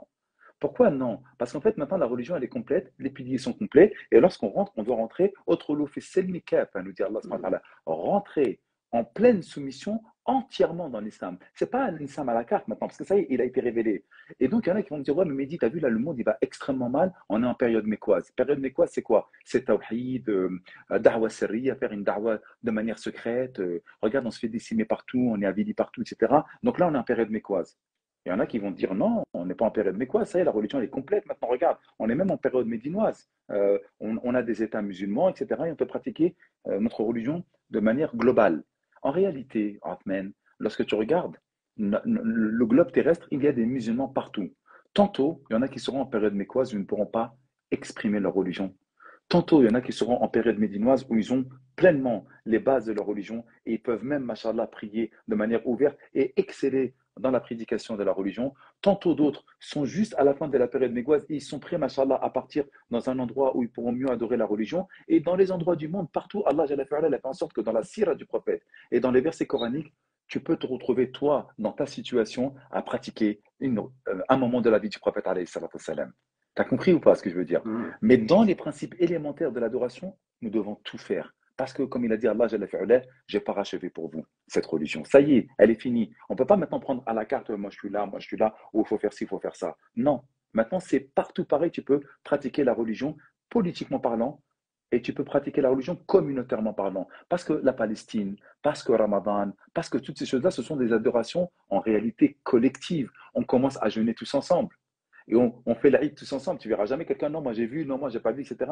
Ramadan, c'est une adoration collective. On commence ensemble et on finit ensemble. On fait le Aïd ensemble. Au point où même la femme qui a ses menstrues, lorsqu'on est dans la moussalla, même elle, elle doit venir à la moussalla. Pas à la mosquée, hein, je dis bien à la moussalla lorsqu'elle a ses menstrues. Pourquoi alors qu'elle ne peut pas prier? Parce que c'est une adoration collective. Il faut qu'elle puisse être heureuse et faire la fête avec le collectif. Tu as compris? Mhm. En réalité, maintenant, une fois que nous avons dit cette chose-là, il est primordial que les gens puissent tout le temps se sentir concernés, peu importe dans quelle période ils sont. Une personne qui est dehors, qui est loin de la religion, elle va, comme un enfant, commencer à faire la prière à 7 ans, donc à pratiquer, à appliquer, Mhm. et en même temps, elle apprend. C'est ce qu'il a fait, Ouais, c'est ce enseigner qu'elle fait. à vos enfants la prière à 7 ans. Donc oui, ils sont dans l'enseignement, mais en même temps, il y a la pratique. C'est comme un gars, on ne va pas lui faire que de la théorie lorsqu'il va être footballeur, ou même, ok, je vais faire le code, très bien, mais après le code, tu vas le mettre en pratique en faisant des heures de conduite, tu n'as pas encore eu ton permis. Donc tu vas commencer à conduire avec un moniteur à côté de toi, et ça aussi, les gens, ils sont complètement délaissés, à savoir d'apprendre auprès d'un professeur, auprès d'un mu'allim, d'apprendre sa religion, non plus sur Internet, mais auprès de gens bons et fiables. Et là, tu verras que ça va réussir. Et en réalité, c'est ce qu'on demande de faire. Et donc, euh, cette excuse de dire, ouais, mais attends, moi, laisse-moi d'abord bien comprendre le tawhid, même en français, même une personne, lorsque je dis un français, c'est une personne non musulmane, hein, d'accord? Un français qui n'est pas non musulman, qui puisse être noir, chinois, maghrébin, etc., peu importe, mais non musulmane, elle vient et elle va voir des musulmans prier, elle va vouloir prier comme nous. Et je me rappelle l'exemple de Mélanie Diams, justement, où elle a dit, lorsque je me suis prosterné, il y avait un truc qui s'est déchargé de mes épaules, c'était quelque chose d'extraordinaire. Et donc, la prière, elle a cette vertu qui est de, masha'Allah, nous permettre de nous connecter avec Allah. Wa aqimis salata li dhikri. Et cette spiritualité, tous les humains en ont besoin. C'est juste que nous, elle est belle, elle est spécifique, parce que la prosternation nous met dans un état lamentable d'humiliation et de modestie devant le Créateur suprême d'Allah, subhanahu wa ta'ala. Nous sommes dans l'état d'une humilité incroyable en étant en prosternation. Et Mhm. ça, c'est un cadeau qu'Allah Jalla fi'ala donne. Dernier point, pourquoi il y a des gens qui ne peuvent pas prier? Ils pensent qu'ils ont le choix de prier et de ne pas prier. Ils pensent qu'ils ont le choix. Ouais, déjà ils disent lorsqu'Allah me guidera. Mais lorsque tu fais un pas vers Allah, Allah il te guide d'une part. Ils pensent que lorsque eux, ils auront le choix de prier, eh bien ils prieront. N'ont-ils pas oublié que la prière, c'est une invitation? Al-Hadi, Wallah, celui qui guide, c'est Allah. Et donc, lorsque je vois une personne qui ne prie pas, Rahman, très honnêtement, ce qui me fait le plus peur, Wallah et l'Azim, c'est pas Zama, entre guillemets, son pseudo-choix de ne pas avoir décidé de se prosterner vis-à-vis d'Allah, subhanahu wa ta'ala, mais c'est le fait qu'Allah Jalla ta'ala, ne l'ait pas invité à sa prosternation, pour sa prosternation, pour son adoration. Allah ne l'a pas invité. Et lorsque je vois une personne qui n'est pas invitée par Allah Jalla ta'ala, c'est pour ça qu'en fait, lorsque je dis ton frère dans la même maison que toi, ton épouse, ton mari, des gens qui sont autour de toi ne prient pas, et toi, tu es tranquille, au calme. Alors qu'Allah n'a même pas invité, mais lorsqu'Allah n'invite pas une personne, c'est quoi derrière? Malédiction, opprobre. Une personne qui ne prie pas alors qu'elle se considère musulmane, c'est une humiliation, c'est un déshonneur. Et c'est surtout qu'Allah Azzawajal l'a repoussé de son contact. Wa aqim as-salat li dhikri, accomplis la prière pour mon rappel. Donc, ouais, toi, tu m'adoreras pas, tu te rappelleras pas de moi.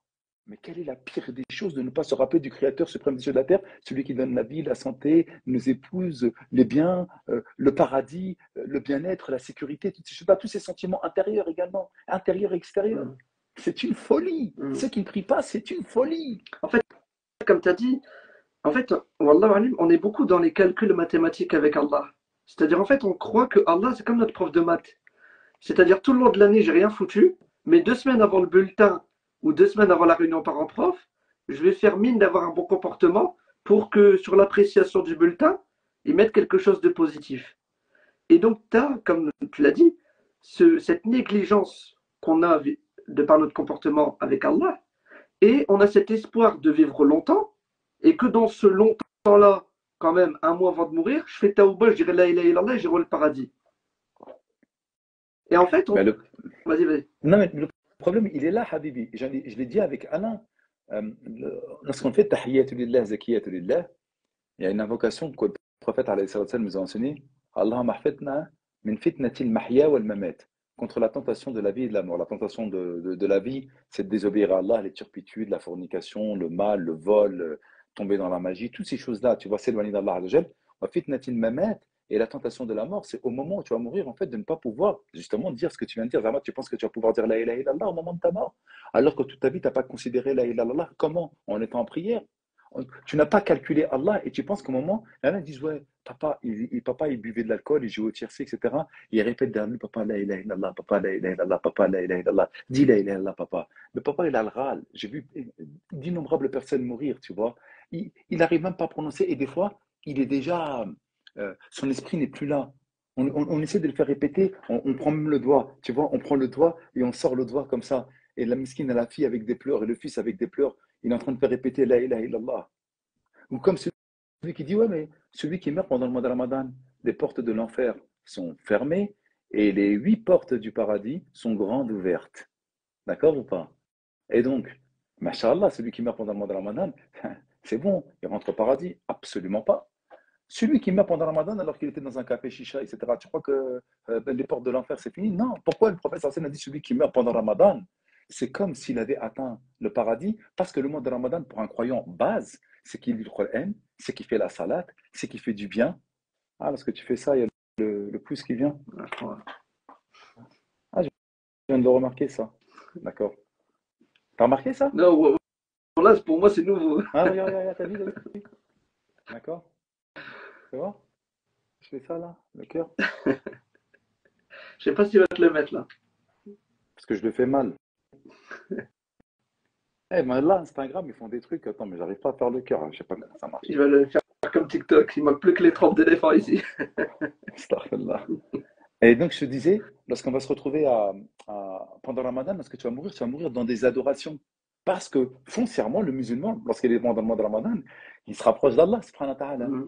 Regarde, est-ce que tu imagines, Allah Jalla fi'ala, il te dit, je ferme les portes de l'enfer, j'attache les démons, j'ouvre grand les portes du paradis, et si dans ce mois-là, toi, tu n'as pas fait l'effort de revenir à la prière et de revenir adorer Allah, subhanahu wa ta'ala, alors que toutes les occasions te sont présentées pour revenir vers lui, s'il te plaît, c'est quand que tu vas revenir vers Allah? Voilà. C'est quand?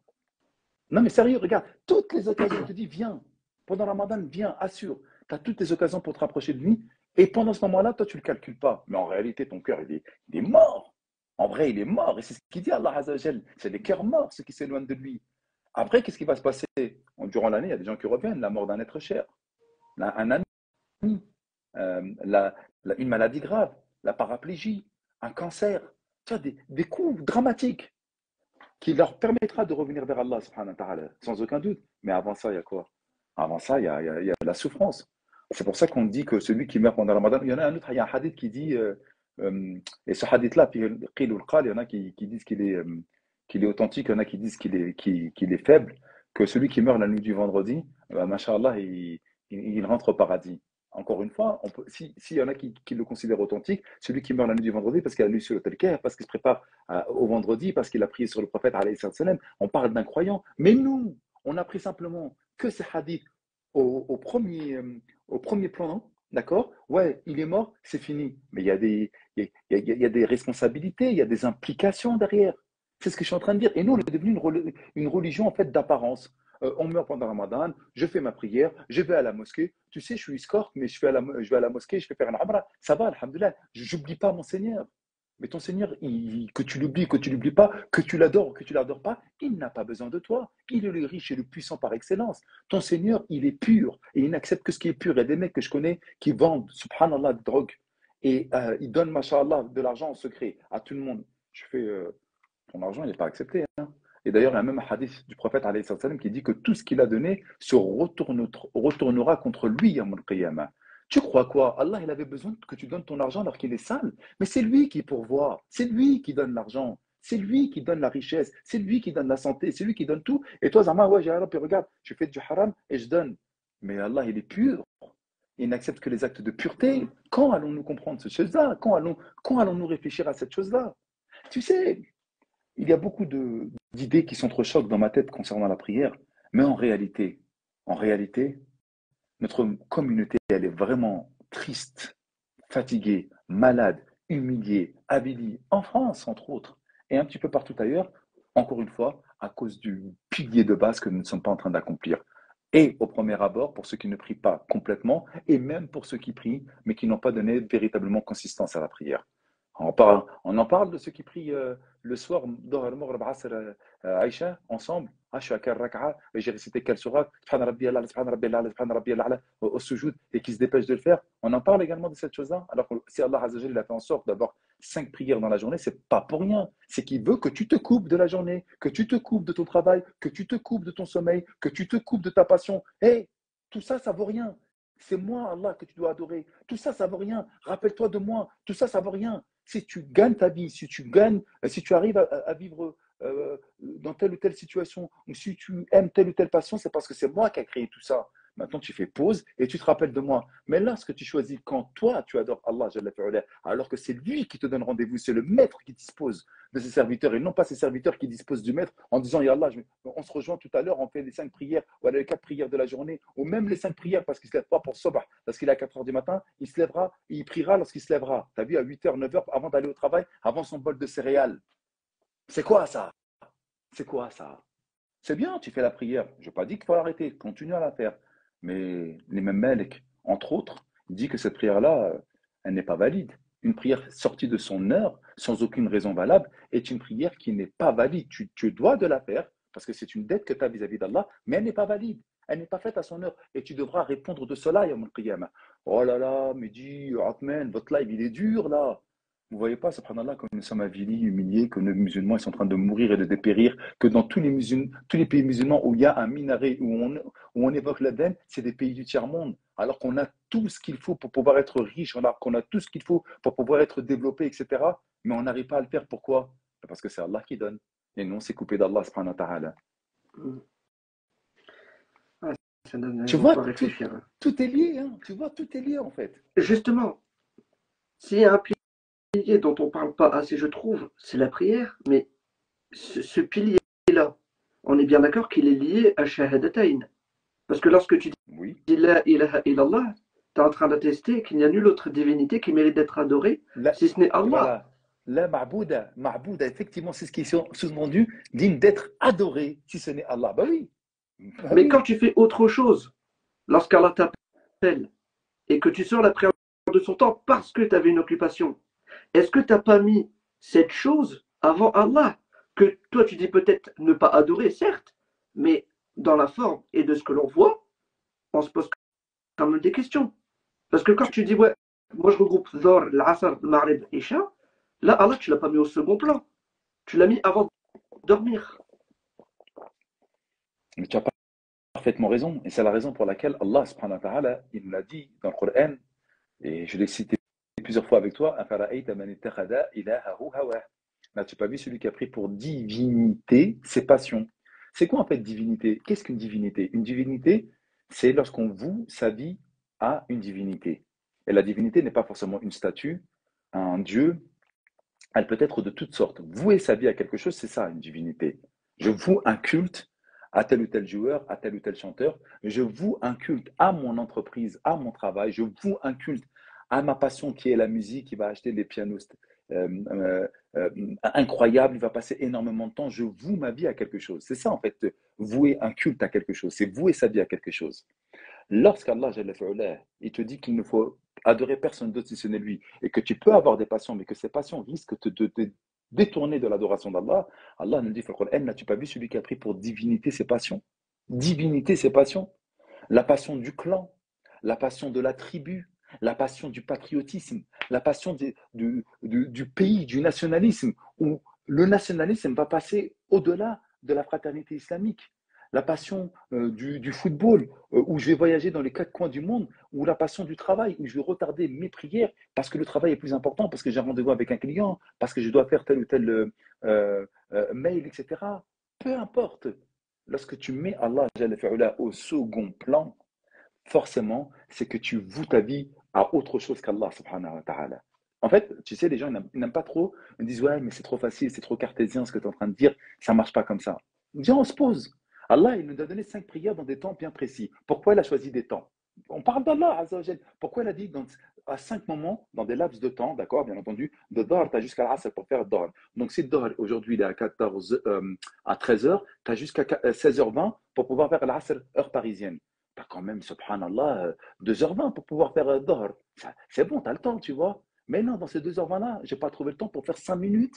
Tu as préféré 5 minutes, 10 minutes avec les ablutions, peu importe, tu n'as pas trouvé le temps pour adorer Allah subhanahu wa ta'ala. En réalité, si tu n'as pas trouvé le temps dans ces 2h20, qu'est-ce que tu as privilégié? Tu as privilégié autre chose qu'Allah subhanahu wa ta'ala. Oui, mais nous sommes dans le travail, nous sommes à l'école, nous sommes dans les universités. Il y aura toujours des raisons qui seront, bi'idhnillahi ta'ala, acceptables par Sa Majesté Allah subhanahu wa ta'ala. Mais comment nous pouvons savoir si elles sont acceptables ou pas? Comment nous pouvons savoir si Allah Jalla fi'ala, va accepter ces raisons ou pas ces raisons? J'avais vu que tu avais répondu à une question à une personne qui est à l'école. Si une personne qui est à l'école, elle a 16 ans et qu'elle ne fait pas ses prières, moins de 16 ans plutôt, mais qu'elle veut faire ses prières ou qu'elle va sécher et qu'on va la voir qu'elle va avoir des problèmes, à cause de la prière, bah là, ça va être gravissime. Moins de 16 ans, c'est encore mineur.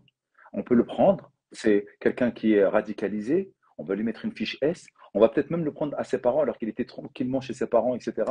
Tout simplement pourquoi? Parce qu'on l'a vu en train de prier dans les couloirs et donc on va le signaler comme quelqu'un de radicalisé qui prie à l'école, etc. Il risque d'avoir énormément de problèmes. Une personne comme ça qui est sous la pression, tu vois, d'un État ou d'une administration, si elle retarde sa prière à la maison, etc., on ne va pas lui prendre la tête. Ce n'est pas possible à cause des conséquences qu'il y a derrière. Mais ce qu'on nous dit, nous, à ces jeunes-là, hey, t'es un filou, t'es fort. Celui qui fait un pas vers Allah, Allah accourt vers lui. Si tu cherches à trouver une solution pour pouvoir adorer Allah, tu vas la trouver, ta solution. Nous l'avons trouvée. Et des jeunes aujourd'hui qui me contactent me parlent des solutions qu'ils ont trouvées. Mais ne pas rester à ne pas au moins essayer de trouver ces solutions-là.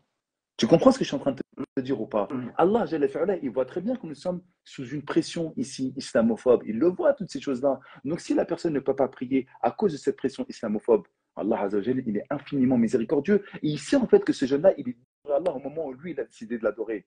Mais Allah, il le voit, ça. Allah, il est le connaisseur des secrets. Il sait exactement ce que renferment nos poitrines. Mais une personne qui ne calcule pas, et c'est de cela dont on est en train de parler, où il dit, vas-y, c'est bon, Allah Ghafour Rahim, comme tu as dit, il est pardonneur miséricordieux, j'ai rattrapé ça le soir. C'est pour celui-là qu'on doit s'inquiéter. Voilà. Moi, je m'en souviens quand j'étais au lycée, en face de mon lycée, il y avait une boulangerie qui tenait par un frère. À la récréation, on allait là-bas, il nous dit, vas-y, va prier en bas. Tu vois, mais il n'y a pas que des boulangeries. Regarde le nombre de commerces musulmans. Je suis parti chez le grec va te dire j'ai pas de place. Je vais partir à la boulangerie. Je vais partir à celui qui tient un magasin de sport. Je vais partir, il y a mille et un trucs. Et Harry, la vérité, pour faire la prière aujourd'hui, avec le nombre de commerces qu'il y a comme musulmans, avec le nombre de mosquées qu'il y a, c'est incroyable. Avec le nombre de parkings qu'il y a, c'est incroyable. On peut faire la prière. On peut sortir. C'est possible. Tu sais, il y a quelques années de ça, j'avais regardé une conférence de Rachid Hadash, rahimahullah, Rahmahullah et, ta'ala. voilà, c'était une claque qui nous avait mise lorsqu'il a cité cet exemple-là. Bon, c'est fait exprès cet exemple-là, mais c'est vraiment pour nous montrer à quel point parfois on peut être incohérent avec ce que l'on prétend avoir comme amour vis-à-vis d'Allah. On dit aimer Allah. Tout le monde va dire on aime Allah. Les gens vont dire qui t'aime le plus. Toutes les personnes vont dire non, mais c'est Allah. Après le prophète, après, ah, mes parents, ça va, t'es pas tombé dans le piège. La personne va dire Allah. Ok. Allah, il t'appelle pour la prière de Subh, tu viens pas. Parce que tu fais ta grasse matinée ou parce que, voilà, la flemme.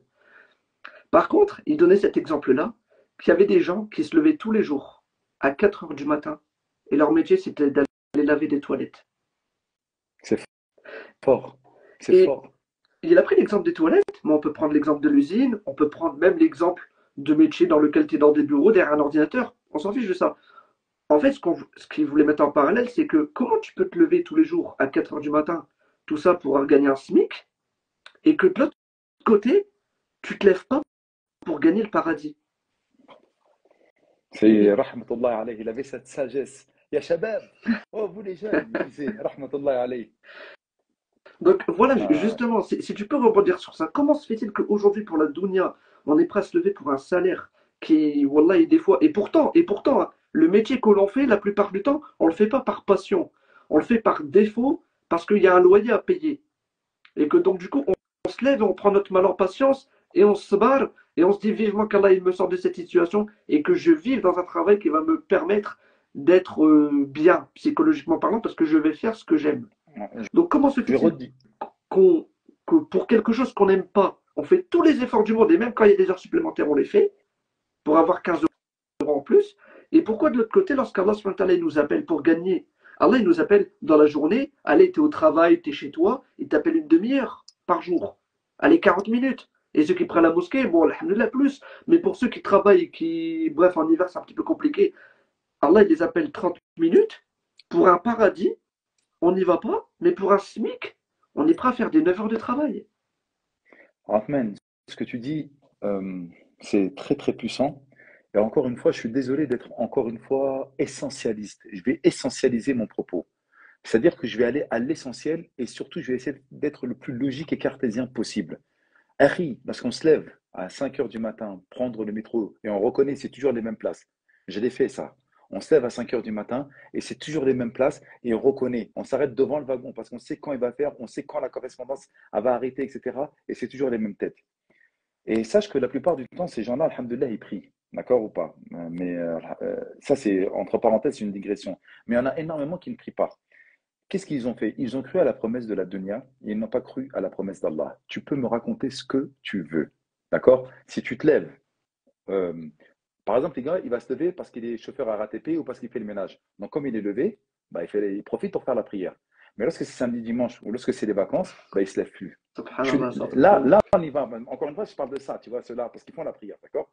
Donc, il se dit, ah vas-y, c'est quoi, je suis tellement fatigué, je me lève tout le temps à 4 heures, 5 heures du matin. Bah là, pour le coup, le week-end, etc., ou là, pour les vacances, bah, alhamdoulilah, là, je vais profiter pour m'endormir. Donc, en réalité, s'il n'y avait pas le travail, il ne serait pas levé pour la prière du sabbat. Elle est venue se greffer au métier. Ils font la prière, encore une fois. Tu vois, on les excommunie pas et on les respecte.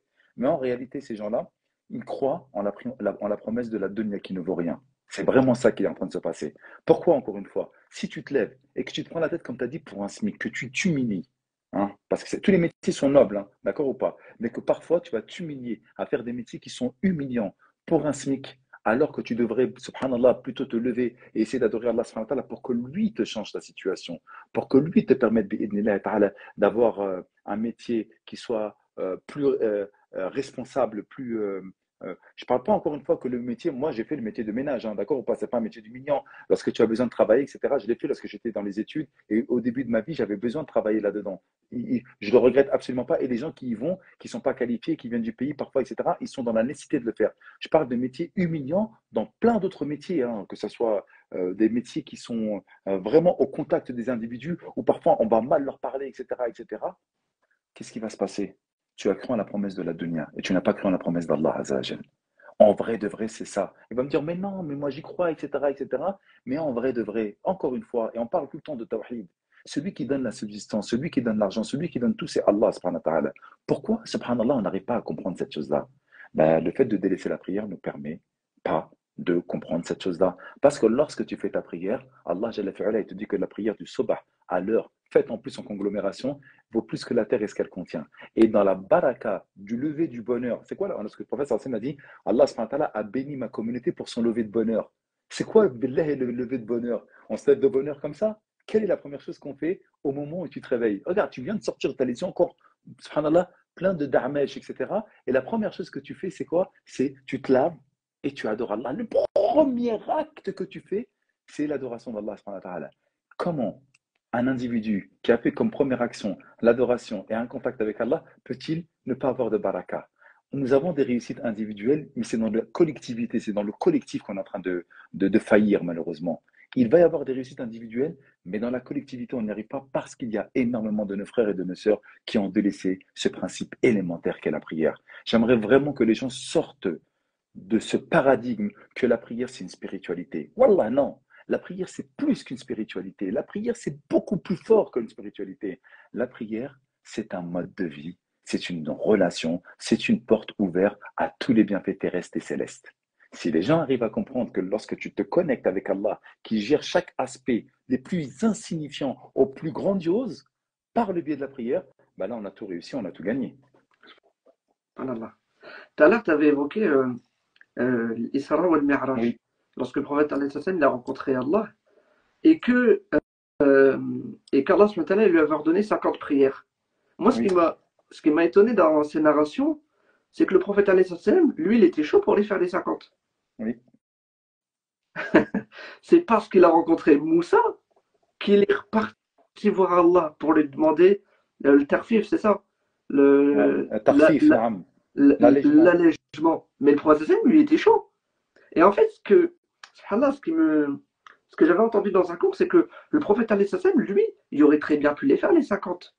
Il aurait très bien pu se dire, bon, moi, je vais les faire. Eux, ils les font, tant mieux, ils les font pas d'abord rasoum. Ils iront en enfer et tant pis.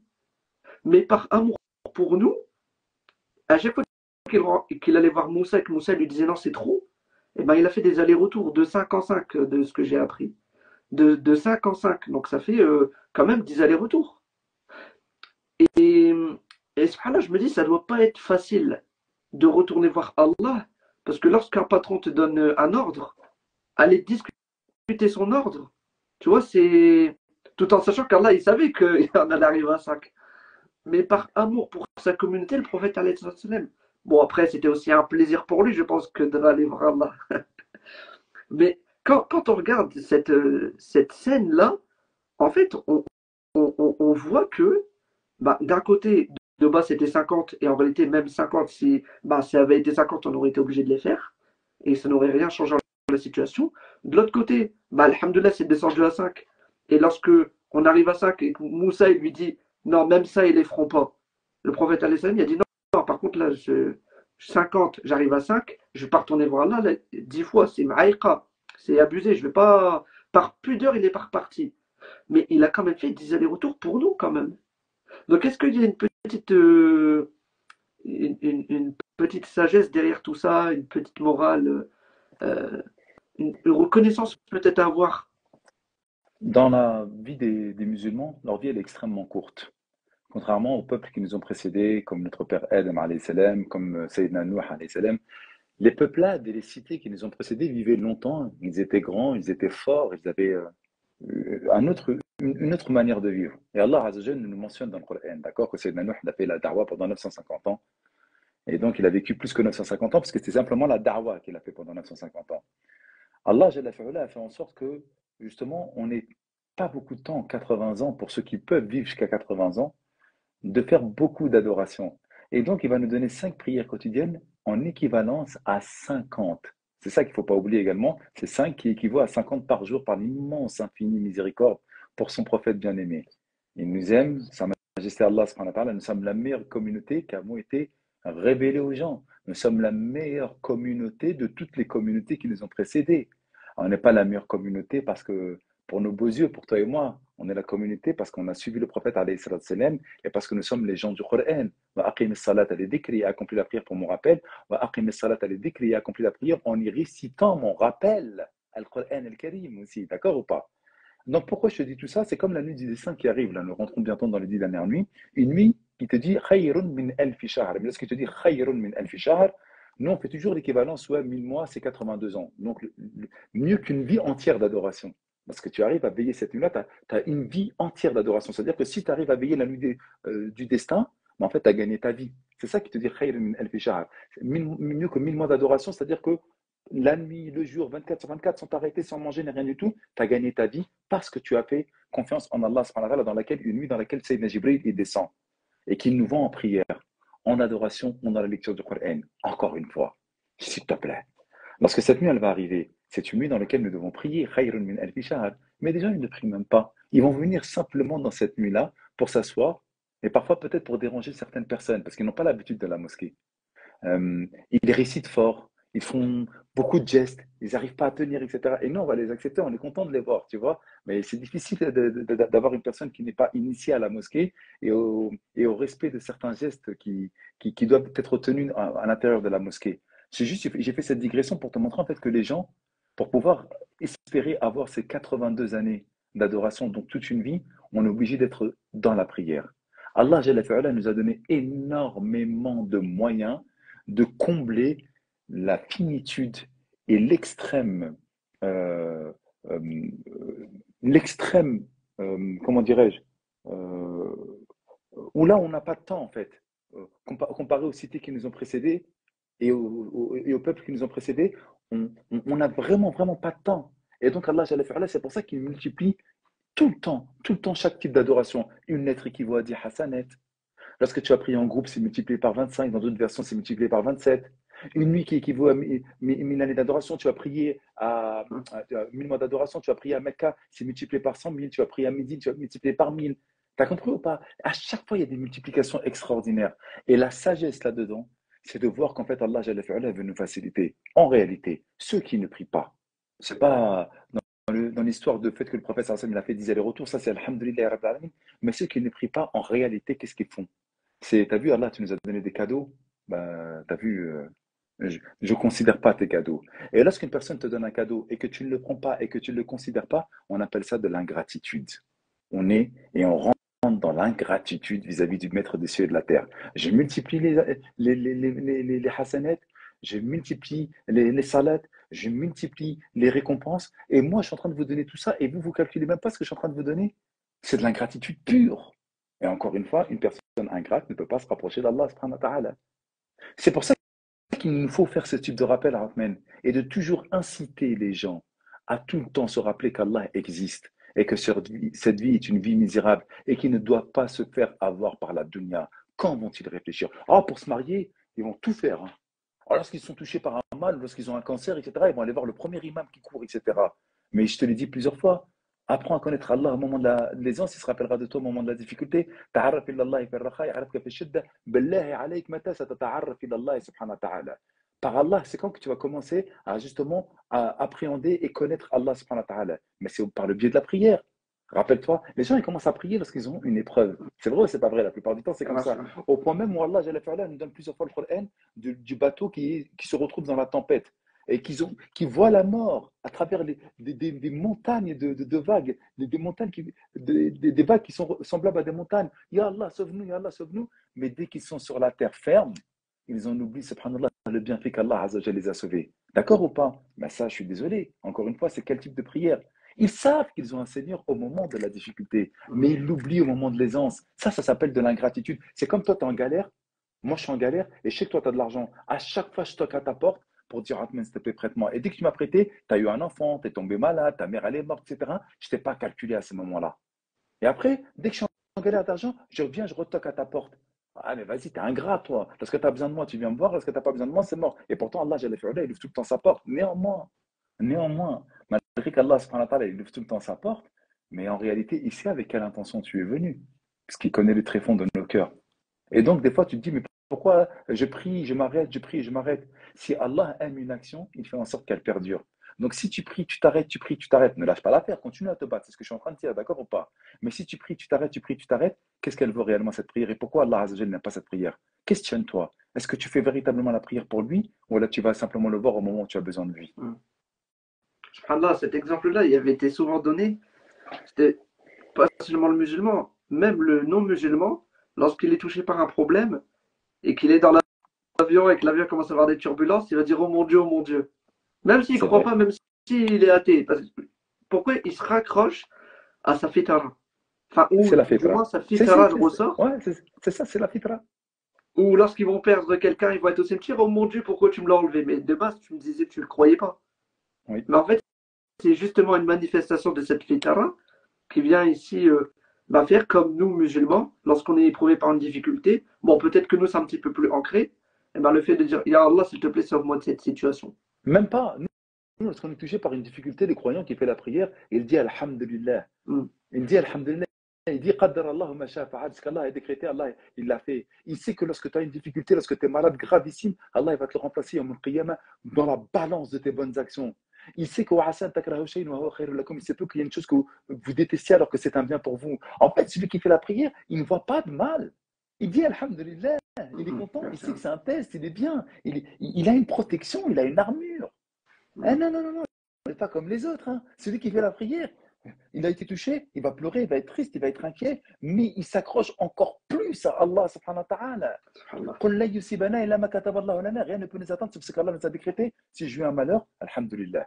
Soit j'ai fait quelque chose qui n'était pas bien, je ne me suis pas rendu compte, et Allah est en train de m'expier dans cette vie ici-bas, ou soit Allah, par ce malheur-là, il veut montrer quelque chose qui soit meilleur. D'ailleurs, tu as vu tous les malheurs qui ont touché le prophète dans sa vie. Sayyidina Muhammad sallallahu alayhi wa sallam, la perte de ses êtres chers, les coups, les colibés, les railleries, les calomnies, toutes ces misères qu'il a pu recevoir de cette vie ici-bas. C'est quoi? Il a fait quoi, lui? Mais lui, alhamdulillah, il faisait la prière, il savait que c'était un bienfait pour lui. Parce que plus tu es touché dans l'adversité, et qu'est-ce que tu fais lorsque tu es touché par l'adversité? Tu te réfugies dans la prière. Élémentaire. La prière, elle est liée dans tout. Elle est tout le temps là. Il n'y a pas une chose plus belle. Allez, je le donne, ce cadeau-là. Il n'y a pas une chose plus belle que lorsqu'on récite le Coran dans la nuit. Masha'Allah, tout seul. Ta famille est en train de dormir et toi, tu es en train de réciter. Tu es en aparté avec Allah. Tu es dans une intimité avec Allah. Wallah, on a goûté les femmes. On a goûté les plaisirs de la chair, de la fourchette, des paysages. On a goûté les plaisirs de la glisse, les plaisirs moteurs. Mais il n'y a pas un plaisir aussi beau que d'être en aparté avec Allah subhanahu wa ta'ala. Et ça, c'est une invitation. Tu verras que dans tout Ibn Rajab, Ibn al-Qayyim, l'imam al-Nawawi, Al-Razi, Sayyidina Muhammad, les compagnons, tous, ils ont tout le temps des références dans leurs prières nocturnes lorsqu'ils sont en aparté, en intimité avec Allah subhanahu wa ta'ala. Tous. En réalité, c'est le summum de la réussite. C'est le summum du bonheur dans cette vie d'ici-bas. Lorsque tu ne pleures ni pour tristesse, ni par joie ou ni par douleur. Tu ne pleures, tu ne sais pas pourquoi, parce que tu es enveloppé d'une miséricorde et d'une puissance que tu ne peux même pas décrire. Lorsque tu ne décris pas quelque chose, bah, il y a quelque chose qui se produit en toi. Mais ça, c'est un cadeau qu'Allah va donner à ses serviteurs vertueux. Et j'implore Allah subhanahu wa ta'ala, que toi et moi et ceux qui sont en train de nous écouter ce soir puissions en faire partie. C'est pas n'importe qui. Parce que pour pouvoir donner ce sentiment tellement beau, en lisant les livres, je pleure de ne pas être de cela. Je pleure de dire, mais subhanallah, pourquoi on n'y arrive pas? Bah parce qu'en fait, ils ont cultivé une relation sincère avec Allah. Mais comment tu cultives? Tu as vu, lorsqu'un mec il commence à faire tout le temps le même geste, tout le temps le même geste, à la fin, il le maîtrise. Que celui qui fait tourner lorsqu'il galère dans les salles de classe, tu vois, il fait tourner le stylo autour de lui. Au début, il tombe, à la fin, tu vois, il te fait tourner ce doigt-là, ce doigt-là, ce doigt-là, il maîtrise. Le mec qui fait du foot, le mec qui est informaticien, le mec qui, à force de faire la prière, il rentre dans une maîtrise. Eh bien, ceux qui vont faire une prière sincère, à force d'en faire, eh bien, ils vont arriver justement à ce cadeau de pouvoir sentir que leur cœur est enfin en connexion avec Allah subhanahu wa ta'ala. Et qu'est-ce qui peut avoir dans cette vie d'ici-bas? La prière, elle viendra survoler la place du rassemblement. Où sont ceux à qui j'ai empêché de dormir? Où sont ceux qui ont délaissé femmes, enfants, qui ont délaissé business, etc. pour m'adorer? Et parfois même la prière maudit celui qui l'a prie, et celui qui prie. Pourquoi? Parce qu'il ne prie pas comme il devait prier. De la même manière qu'il y aura le Coran qui va venir intercéder toutes ces choses-là. Franchement, un croyant qui ne prie pas, miskin, en fait, je me pose la question de son islamité. Encore une fois, c'est un musulman. D'accord? Je ne l'ai pas fait sortir. Tous les savants le disent, sauf l'imam Ahmed qui a un autre avis par rapport à cela. Mais cet avis, il est fort. Parce que si tu te coupes d'Allah Azzawajal, je reviens à ce qu'on disait au début, en réalité, quelle est ta relation avec Allah? Tu as remarqué, j'arrête pas de répéter ce verset comme un slogan pour que les gens puissent comprendre qu'ils ne l'oublient pas. Aqim salat al dhikri. Et c'était un réel que j'ai mis il y a pas longtemps. Et forcément, si tu t'es déconnecté d'Allah, c'est que forcément tu t'es connecté à autre chose. Bah oui. Tu peux Tu pas être vois? connecté à deux Wi-Fi en même temps. Tu es d'accord avec moi ou pas? C'est vrai. Parce que tu es connecté à une Wi-Fi, tu es obligé de te déconnecter pour te connecter à une Wi-Fi plus forte. Soit tu as pris la vieille Wi-Fi, la 2 balles 50, là, qui n'est même pas sécurisée, etc., où tout le monde peut te hacker, où le débit il est tout nul et tout pourri, ou soit tu as une Wi-Fi, Allahumma barik, mashallah, c'est de la fibre, etc. Et là, tu as tout ce que tu veux de la rapidité incroyable. Je finis juste sur ça. Il y a un verset qui est extraordinaire, c'est le verset justement qui suit Ramadan. Shahru Ramadan alladhi unzila fihi al-Qur'an. هدى للناس وبينات من الهدى والفرقان فمن شهد منكم الشهر فليصمه. Quant à celui qui est témoin de l'entrée du mois, qu'il jeûne. ومن كان مريضا أو على سفر. Quant à celui qui est malade ou bien qui est en train de voyager. على سفر, pas qui est voyageur. على سفر, c'est-à-dire qu'il est en train de voyager. أو على سفر فعدة من أيام أخر. Qu'il jeûnera alors d'autres jours. Ensuite, Allah subhanahu wa ta'ala, il nous dit وَإِن تَصُومُوا خَيْرٌ لَكُمْ إِن كُنتُمْ تَعْلَمُونَ. Et si vous jeûnez, c'est meilleur pour vous si vous saviez. Il regarde derrière, qu'est-ce qu'il dit comme verset? Vous voyez, وَإِذَا سَأَلَكَ عِبَادِي عَنِّي. Et quand mes serviteurs, عِبَادي, t'interrogent sur moi, فَإِنِّي قَرِيب. Je suis proche, regarde ce qu'il dit. أُجِيبُ دَعْوَةَ الدَّاعِ إِذَا دَعَانِ. Répondant à l'appel de celui qui m'invoque lorsqu'il m'invoque. فَلْيَسْتَجِيبُوا لِي. Donc qu'ils répondent à mes appels. فَلْيَسْتَجِيبُوا لِي وَلْيُؤْمِنُوا بِي. Et qu'ils croient en moi. لَعَلَّهُمْ يَرْشُدُونَ. Regarde ce qu'il dit. فَلْيَسْتَجِيبُوا لِي. Qu'ils répondent à mes appels. وَلْيُؤْمِنُوا بِي. Lorsque tu réponds aux appels d'Allah, tu me prouves que tu es en train de croire en lui. فَلْيَسْتَجِيبُوا لِي وَلْيُؤْمِنُوا بِي. Et qu'ils croient en moi. لَعَلَّهُمْ يَرْشُدُونَ. Peut-être seront-ils sur le chemin de la droiture. Donc, si tu veux récolter les bienfaits d'Allah et qu'il te répond, lorsqu'il t'interroge, dis-leur que je suis proche, répondant à celui qui m'appelle, lorsqu'il m'appelle, mais il y a la condition, c'est quoi? Alors qu'ils répondent lorsque moi je les appelle. فَلْيَسْتَجِيبُوا لِي. Et c'est quoi qui nous appelle le nida? Hayya ala salah, hayya ala al-falah, Ramadan, la zakat, qu'ils répondent à mes injonctions, qu'ils évitent mes interdictions, qu'ils écoutent mes exhortations. لعلهم يرشدون. Et peut-être qu'ils vont récolter le succès. Donc encore une fois, les croyants, vous croyez en Allah comment? De quelle manière vous croyez en Allah subhanahu wa ta'ala? Bon, on s'arrête là, il est minuit. Ouais, barakallahu Et, fik. c'est pas mal déjà, on a fait 1h20, Ouais, c'est en très tout très bien. cas, merci beaucoup, Mehdi. Ça faisait longtemps qu'on n'avait pas fait un Ouais, ça replay. fait longtemps, c'est vrai. Voilà, machallah. En plus, un live sur Non, Insta. C'est mieux en Insta, plus, c'est plus policé. non, bah, en tout cas, je tiens à te remercier, barakallahu fik, pour avoir accepté l'invitation sur cette thématique Ô cruciale. combien importante, cruciale, oui. Et qu'Allah Azzawajal te récompense. Amin, ya Là, Rabbal je Alamin. sais que c'est demain que tu es à Bobigny.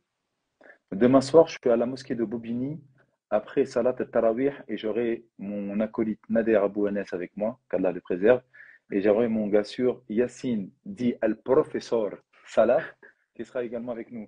Et ce qui est bien à Bobigny, machallah, pour ceux qui sont Paris en sa région, c'est que lorsqu'on fait des rappels le soir, c'est pas des rappels comme on vient de faire, etc. C'est énormément d'interactions, questions-réponses, problématiques des jeunes, problématiques françaises, problématiques de toutes les problématiques. Les micros, ils tournent et les questions sont sans filtre et complètement ouvertes. Et ça, c'est quelque chose, franchement, qui est magnifique, tu vois. Autre chose également, j'organise une Umrah, mais par contre, là, c'est pas avec les Français. C'est une particularité, c'est que là, je l'organise avec la Belgique.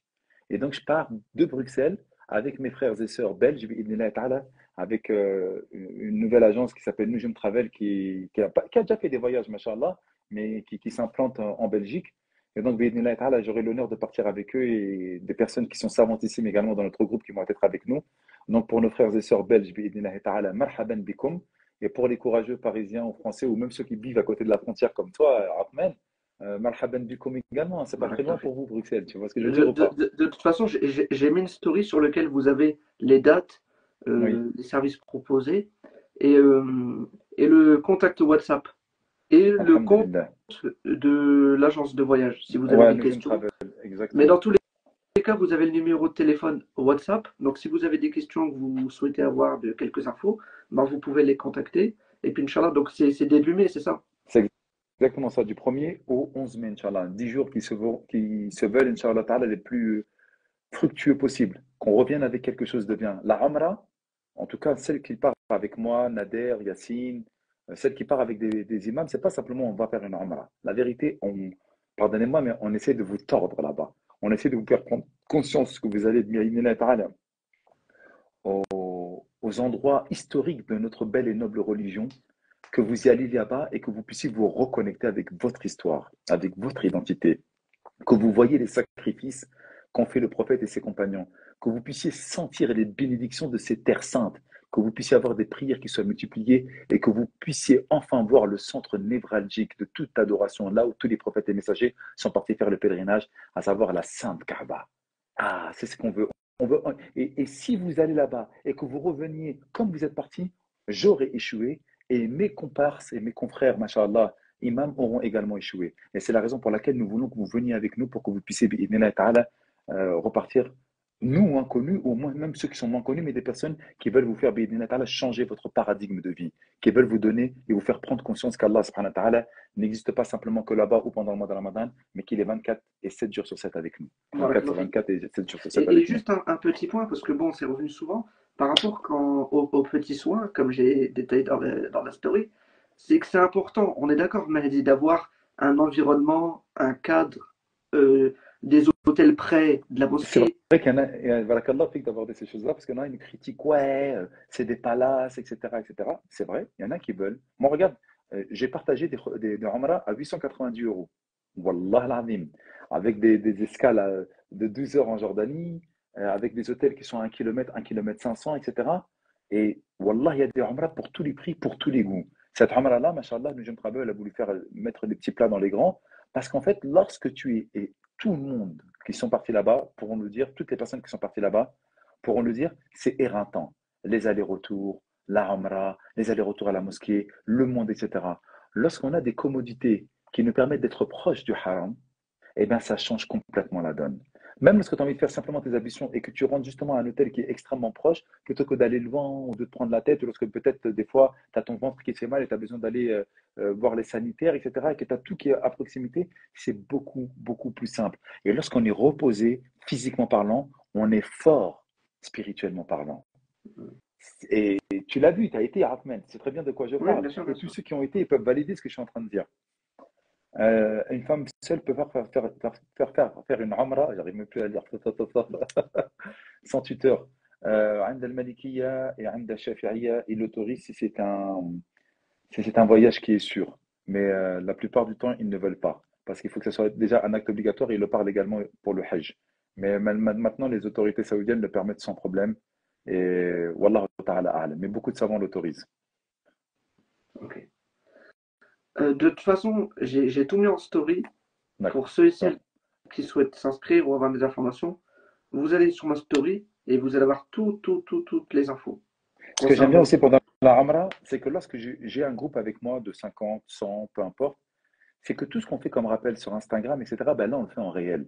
Et les questions-réponses se font en réel. En fait, on crée une proximité, une promiscuité avec les pèlerins, avec les fidèles, qui nous permettent, bi'idhnillah ta'ala, d'aborder les choses véritablement en profondeur. Tu as vu, lorsque tu parles avec quelqu'un en Amra, on garde, tu as vu, on dit Othman Amra, Tarek Amra, et c'est vrai ou c'est pas vrai? Et lorsqu'il t'appelle, dès que tu vois son truc, qu'est-ce qui se passe? C'est un sourire qui vient.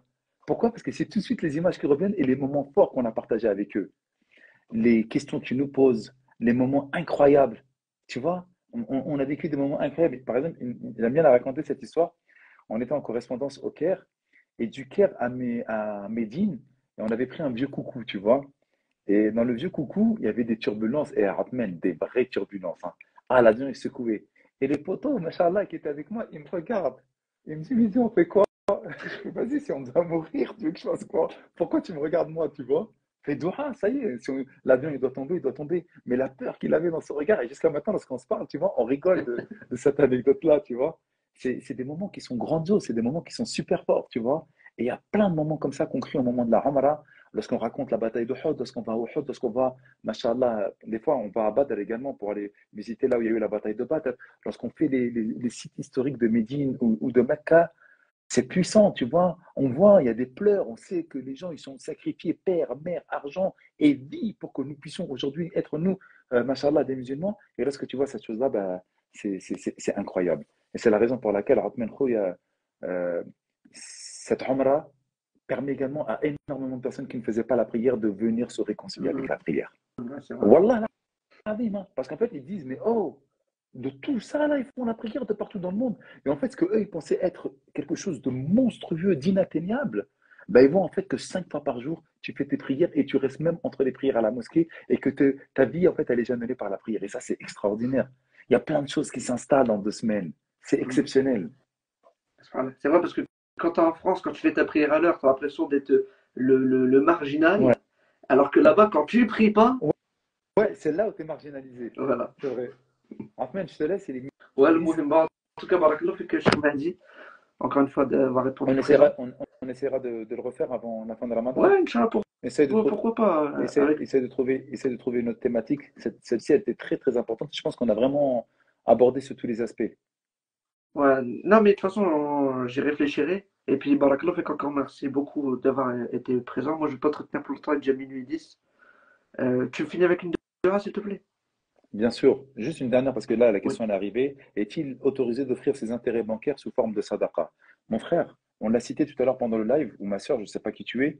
Allah, Jalla fi'ala, il est pur et il n'accepte que ce qui est pur. Or, l'usure que tu as gagnée en plaçant ton compte et en rendant juste à cause de l'argent, c'est quelque chose qui est extrêmement prohibé, au point même où celui qui se donne à ce type de transaction, eh bien, il a l'équivalence de 70 fornications, dont le minimum, selon certains savants, c'est d'avoir forniqué avec sa propre mère. Aïe, billah, qu'Allah nous préserve de cela. Amin, ya Rabbal alamin.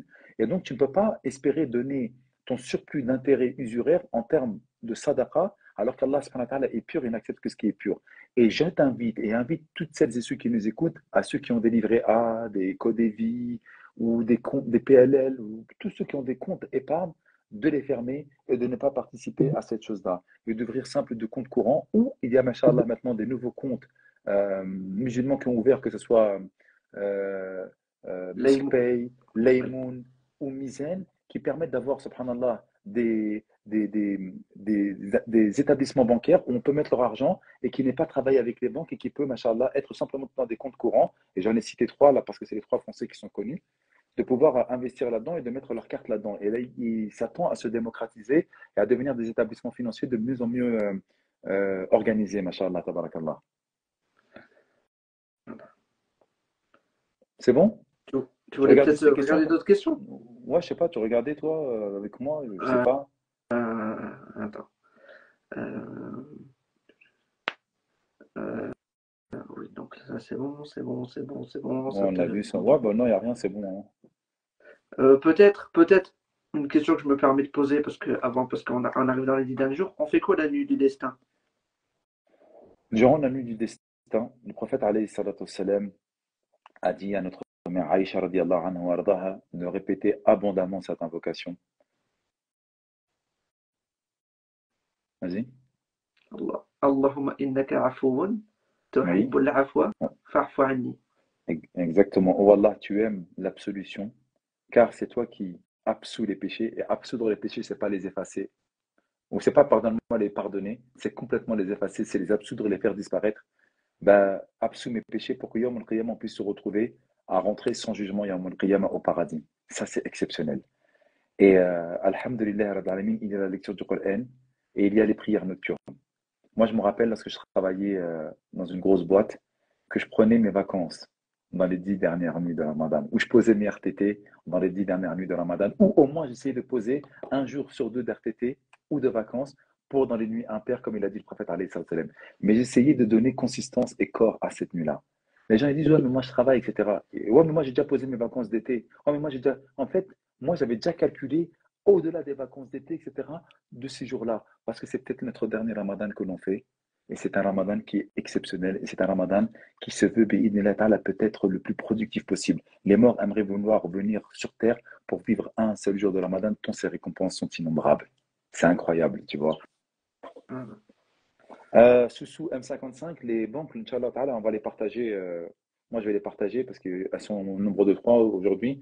Mais on va faire une story, on va en partager. Et je vais même faire peut-être des stories avec des personnes qui sont directement connectées avec ces banques-là pour que vous puissiez, bi'idhnillah ta'ala, voir les choses de manière plus concrète. Ouais, machallah, bah, il y a Maïssa, Meissou qui parle de MXP. Il y a aussi Laymoun, il y a aussi Mizen. On parle des trois, Allahumma barak. Et ces trois établissements financiers, on ne parle pas de banque, attention, hein. Établissements financiers qui nous permettent, bien évidemment, ta'ala, d'avoir des comptes qui vont, Inch'Allah, ta'ala, nous, nous rapprocher de plus en plus d'une autodétermination musulmane en France, Inch'Allah. qu'Allah nous facilite. Amin, ya Rabbil Amen. alamin. Barakallahu fik. Salam alaikum wa rahmatullahi wa Avec du... barakatuh. Peut-être on finit avec une invocation, c'est ça? Ah, Nous implorons Allah, subhanahu wa ta'ala, par ses noms les plus beaux et ses attributs les plus parfaits, qu'il puisse faire en sorte que nous puissions veiller dans ces derniers moments de Ramadan. Allah Jalla fi'ala nous a dit que Ayyam al-Ma'dudat, ce sont des jours comptés. Nous t'implorons, ya Allah, que nous puissions faire partie de ceux qui vont leur donner de l'importance et qui vont veiller durant ces nuits et qui seront, bi'idnillah, par ta grâce infinie, par ta grâce et ton immense et infinie bienveillance, partie de ceux qui seront affranchis du feu de l'enfer. Toutes les nuits de Ramadan, Allah Jalla fi'ala a franchi des personnes du feu de l'enfer. Oh Allah, tu as franchi durant toutes ces nuits de Ramadan des personnes du feu de l'enfer.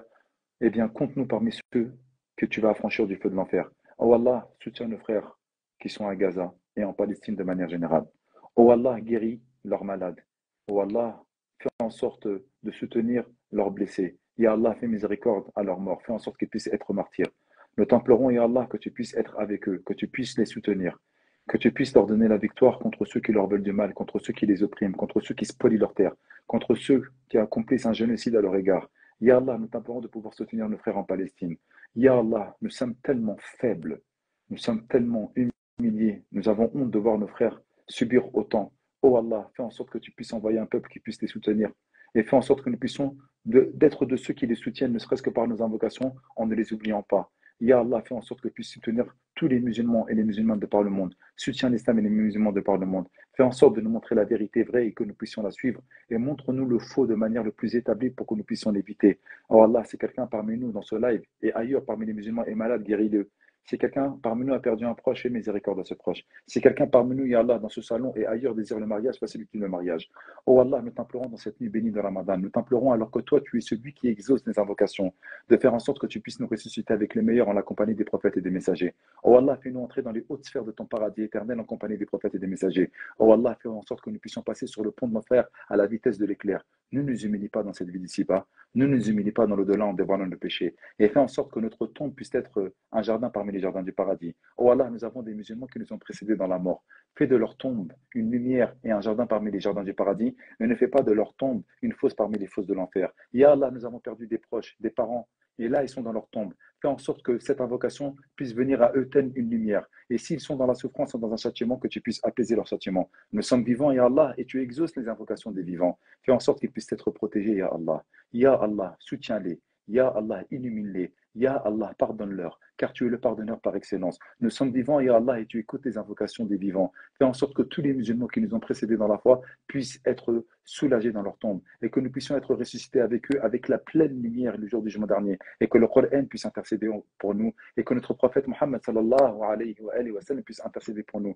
Considère-nous parmi ceux qui ont suivi le prophète alayhi salatu salam et fais en sorte que nous puissions être protégés dans cette vie d'ici-bas et dans l'au-delà. Oh Allah, si quelqu'un parmi nous est malade, qui a un cancer, fais en sorte de pouvoir le guérir. Si quelqu'un parmi nous a une maladie grave, fais en sorte de pouvoir le guérir, Ya Allah. Si quelqu'un parmi nous est égaré de ton sentier de la droiture, Ya Allah, si quelqu'un parmi nous trempe dans les péchés, fais en sorte de pouvoir le réformer. Fais en sorte de l'éloigner de ses péchés. Fais en sorte de faire entrer la pleine lumière dans son cœur, la pleine lumière de la foi, pour qu'il puisse se réformer et revenir vers toi. Ya Allah, nous ne pourrons absolument rien faire si tu ne guides pas. Tu es le guide par excellence. Tu es celui qui dit soit et toutes ces choses deviennent. Fais en sorte que nous puissions être de ceux que tu aimes, que tu agrées, que tu protèges et que tu soutiens. Ya Allah, fais en sorte que nous puissions être ressuscités dans les hautes sphères de ton paradis éternel et que les prières et les bénédictions soient sur notre prophète Mohammed, ses épouses, ses compagnons et tous ceux qui l'ont suivi jusqu'au jour du jugement dernier. Subhana rabbika rabbil izzati amma yasifun wa salamun ala al-mursalin walhamdulillahi rabbil alamin. السلام بارك الله فيك عليكم شيخ. Shamadi et à très bientôt Inch'Allah. ان شاء الله Salam نلتقي. السلام عليكم. alaikum wa rahmatullahi wa barakatuh.